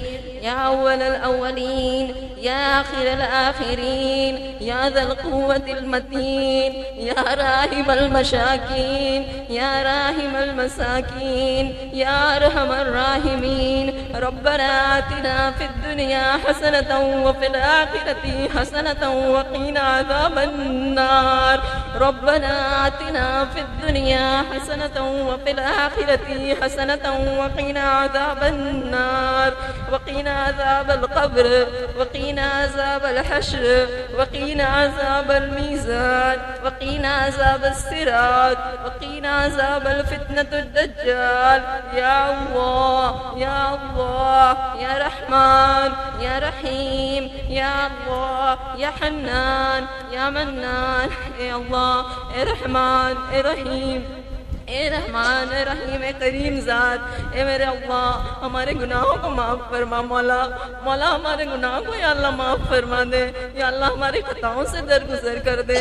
या अल्लाह हम ये मजमा जो हमारी माएँ और बहनें जमा हुई है, या अल्लाह हम जानते ये तेरी शायन शान नहीं हुआ, हमें जैसे इसका एहतराम और इज़्ज़त करनी चाहिए। या अल्लाह तेरे दीन की बात थी मौला, या अल्लाह तेरे दीन की बात थी, जैसी होनी चाहिए वैसी नहीं हो पाई। अल्लाह अल्लाह हमें माफ़ फरमा दे, अल्लाह हमें माफ़ फरमा दे, हमारे गुनाहों को माफ़ फरमा दे मेरे अल्लाह। मेरे अल्लाह हमारी बहन जिन्होंने पूरा 1 घंटा 1.5 घंटा हमें ये बात की मौला, अल्लाह इनकी इस बात पे अल्लाह इनकी मग़फ़िरत कर दे। अल्लाह अल्लाह तूने देखा है या अल्लाह कौन सी दुनिया अल्लाह छोड़ के आई है मौला तेरी खातिर। या अल्लाह खालिस तेरी खातिर मौला, मौला कोई और गर्ज नहीं है मौला, मौला ना माल की गर्ज है मौला, ना दुनिया की गर्ज है। या अल्लाह ना खूबसूरती की गर्ज है, किसी चीज़ को इन्होंने नहीं देखा मौला। मौला बस या अल्लाह तेरी खातिर अल्लाह खालिस तेरे लिए अल्लाह सब कुछ छोड़ दिया मौला। अल्लाह तूने कबूल किया, बेशक अल्लाह तेरा एहसान है। अल्लाह तूने कबूल किया। अल्लाह इनकी मग़फ़िरत फरमा दे, अल्लाह इन्हें माफ़ फरमा दे। अल्लाह इनको खूब खूब अल्लाह ये दावत के काम के लिए कबूल कर ले मौला। या अल्लाह इन्हें इस्तिक़ामत दे दे अल्लाह। और हमारे यहाँ नौजवान नस्ल है वो अल्लाह, हमारे नौजवान लड़के लड़कियाँ हैं मौला, अल्लाह उन्हें भी हिदायत दे दे अल्लाह तुझे हमारे नबी का वास्ता है मौला। या अल्लाह मेरे हबीब का वास्ता है मौला। अल्लाह उन्होंने और वो जो हमारे लिए रोए अल्लाह इतना तो हमारी माँ भी अल्लाह हमारे लिए नहीं तड़पी मौला। या अल्लाह इतना तो हमारी माँ भी अल्लाह नहीं तड़पी हमारे लिए। अल्लाह वो हमारे लिए इतना रोए अल्लाह इस उम्मत के लिए रोए अल्लाह। आज तो हाल देख ले इस उम्मत का अल्लाह। या अल्लाह रहम फरमा दे अल्लाह, उम्मत के हाल पे रहम फरमा दे अल्लाह। या अल्लाह हमें कबूल कर ले अल्लाह दुनिया के कोने कोने चप्पे चप्पे में तेरे दीन को तेरे कलमे को लेकर जाने वाले बना दे अल्लाह। तेरे अपने कलमे को अल्लाह इस दावत के काम को लेकर जाने वाले बना दे अल्लाह। अल्लाह हमारे बच्चों को अल्लाह, अल्लाह हमारी नस्लों को अल्लाह, अल्लाह वो जानते नहीं वो मासूम है अल्लाह। अल्लाह ये माओ बहनों को, हम सबको अल्लाह, जो यहाँ मौजूद है जो नहीं अल्लाह, तमाम उम्मत को अल्लाह हमारे बच्चों, अपने बच्चों की बेहतरीन तरबियत करने की तौफीक दे दे अल्लाह। अल्लाह उन्हें ऐसा मुसलमान बना अल्लाह, ऐसा ईमान उन्हें मिले अल्लाह कि अल्लाह कि उनसे देख कर लोग सिर्फ उन्हें देख कर उन्हें सुन कर अल्लाह इस्लाम को पहचान जाए अल्लाह, ईमान की ताकत को पहचान जाए अल्लाह। अल्लाह हमारे ईमान को मजबूत अल्लाह, जो सहाबाओं ने कुर्बानियाँ दी अल्लाह, अल्लाह कैसे निकल जाते थे अल्लाह। अल्लाह आज तो हर चीज़ की सहूलत है, हमारे जब शौहर जाते हैं घरों से निकलते इस काम के लिए अल्लाह, अल्लाह तो हमारे पास फ़ोन होता है उनसे बात करने के लिए अल्लाह। अल्लाह हमें घर की छत, खाना पीना हर चीज़ देकर जाते हैं ना अल्लाह। अल्लाह वो तो ऐसे निकल जाते थे अल्लाह, अल्लाह सुबह जाते थे तो लौटेंगे उसका पता नहीं होता था ना अल्लाह। या अल्लाह तू जानता है वो भी नहीं पता होता था कि वो शाम को लौटेंगे या नहीं। या अल्लाह एक वक्त की जब वो जाते थे तो खाना और रोटी का भी पता नहीं होता था कि हमारे बीवी बच्चे क्या खाएंगे अल्लाह। अल्लाह ऐसी कुर्बानी अल्लाह। और अल्लाह शाम को खबर आ जाती थी कि शहीद हो गए मौला, कि शहीद हो गए मौला। मौला वो छोटे छोटे बच्चे मौला, मौला वो यतीम हो गए, बीवियाँ बेवा हो गई मौला, माएँ रो रही है मौला। मौला वो कैसा वक्त होगा मौला। अल्लाह ऐसी कुर्बानियाँ तो हमसे नहीं ले रहा मौला। मौला हमारी टूटी फूटी झूठी कुर्बानियों को कबूल करके मौला हमें भी इस रास्ते पर चलने वाला बना दे अल्लाह। अल्लाह शैतान के मकरो फरेब से हमें बचा ले अल्लाह। अल्लाह हम तो इंसान है ना मौला, अल्लाह हम तो इंसान है मौला। मौला तेरे मोहताज है अल्लाह, अल्लाह फकीर है, भिखारी है, सवाली है तेरे दर के बेशक मौला। तू अपने खजाने से अता कर दे अल्लाह, तू अपने खजाने से हमें सब कुछ अता कर दे मौला। जैसे तू चाहता है वैसे हमें बना दे, हम बहुत कमजोर है अल्लाह। शैतान हमारे पीछे है मौला, नफ्स हमारे साथ लगी हुई है अल्लाह। अल्लाह अल्लाह बचा ले शैतान के मकरो फरेब से, हमें बचा ले, हमें हमारे नफ्स के फरेब से बचा ले मौला। और तू अपने खजाने से मौला तू जैसे राजी हो हमें वैसे बना दे अल्लाह, तू जैसे हमसे खुश हो मौला तू हमें वैसा बना दे मौला। मौला तेरे हबीब की कुर्बानियों का वास्ता मौला, मौला आप सल्लल्लाहु अलैहि वसल्लम की कुर्बानियों का वास्ता मौला। मौला हमें माफ फरमा दे मौला। और ये तमाम बातों को या अल्लाह कबूल फरमा अल्लाह। और हमारी नस्लों को मौला, हमारी नस्लों को अल्लाह तेरे दीन के लिए कबूल कर ले अल्लाह, तेरे दीन के लिए, तेरे दीन की मेहनत के लिए कबूल कर ले, नेक बना दे अल्लाह। नौजवान नस्ल मौला, मौला नौजवान लड़के लड़के नस्ल को इस उम्मत को मौला हिदायत दे दे मौला। मौला उम्मत बहुत परेशान है मौला। मौला हम हमारी फिक्रों में लगे हुए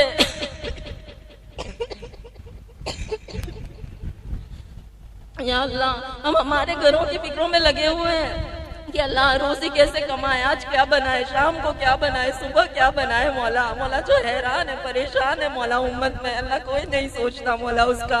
मौला हमें नहीं पता कल मौत आ जानी है मौला, हमें नहीं पता कल मौत आ जानी है अल्लाह।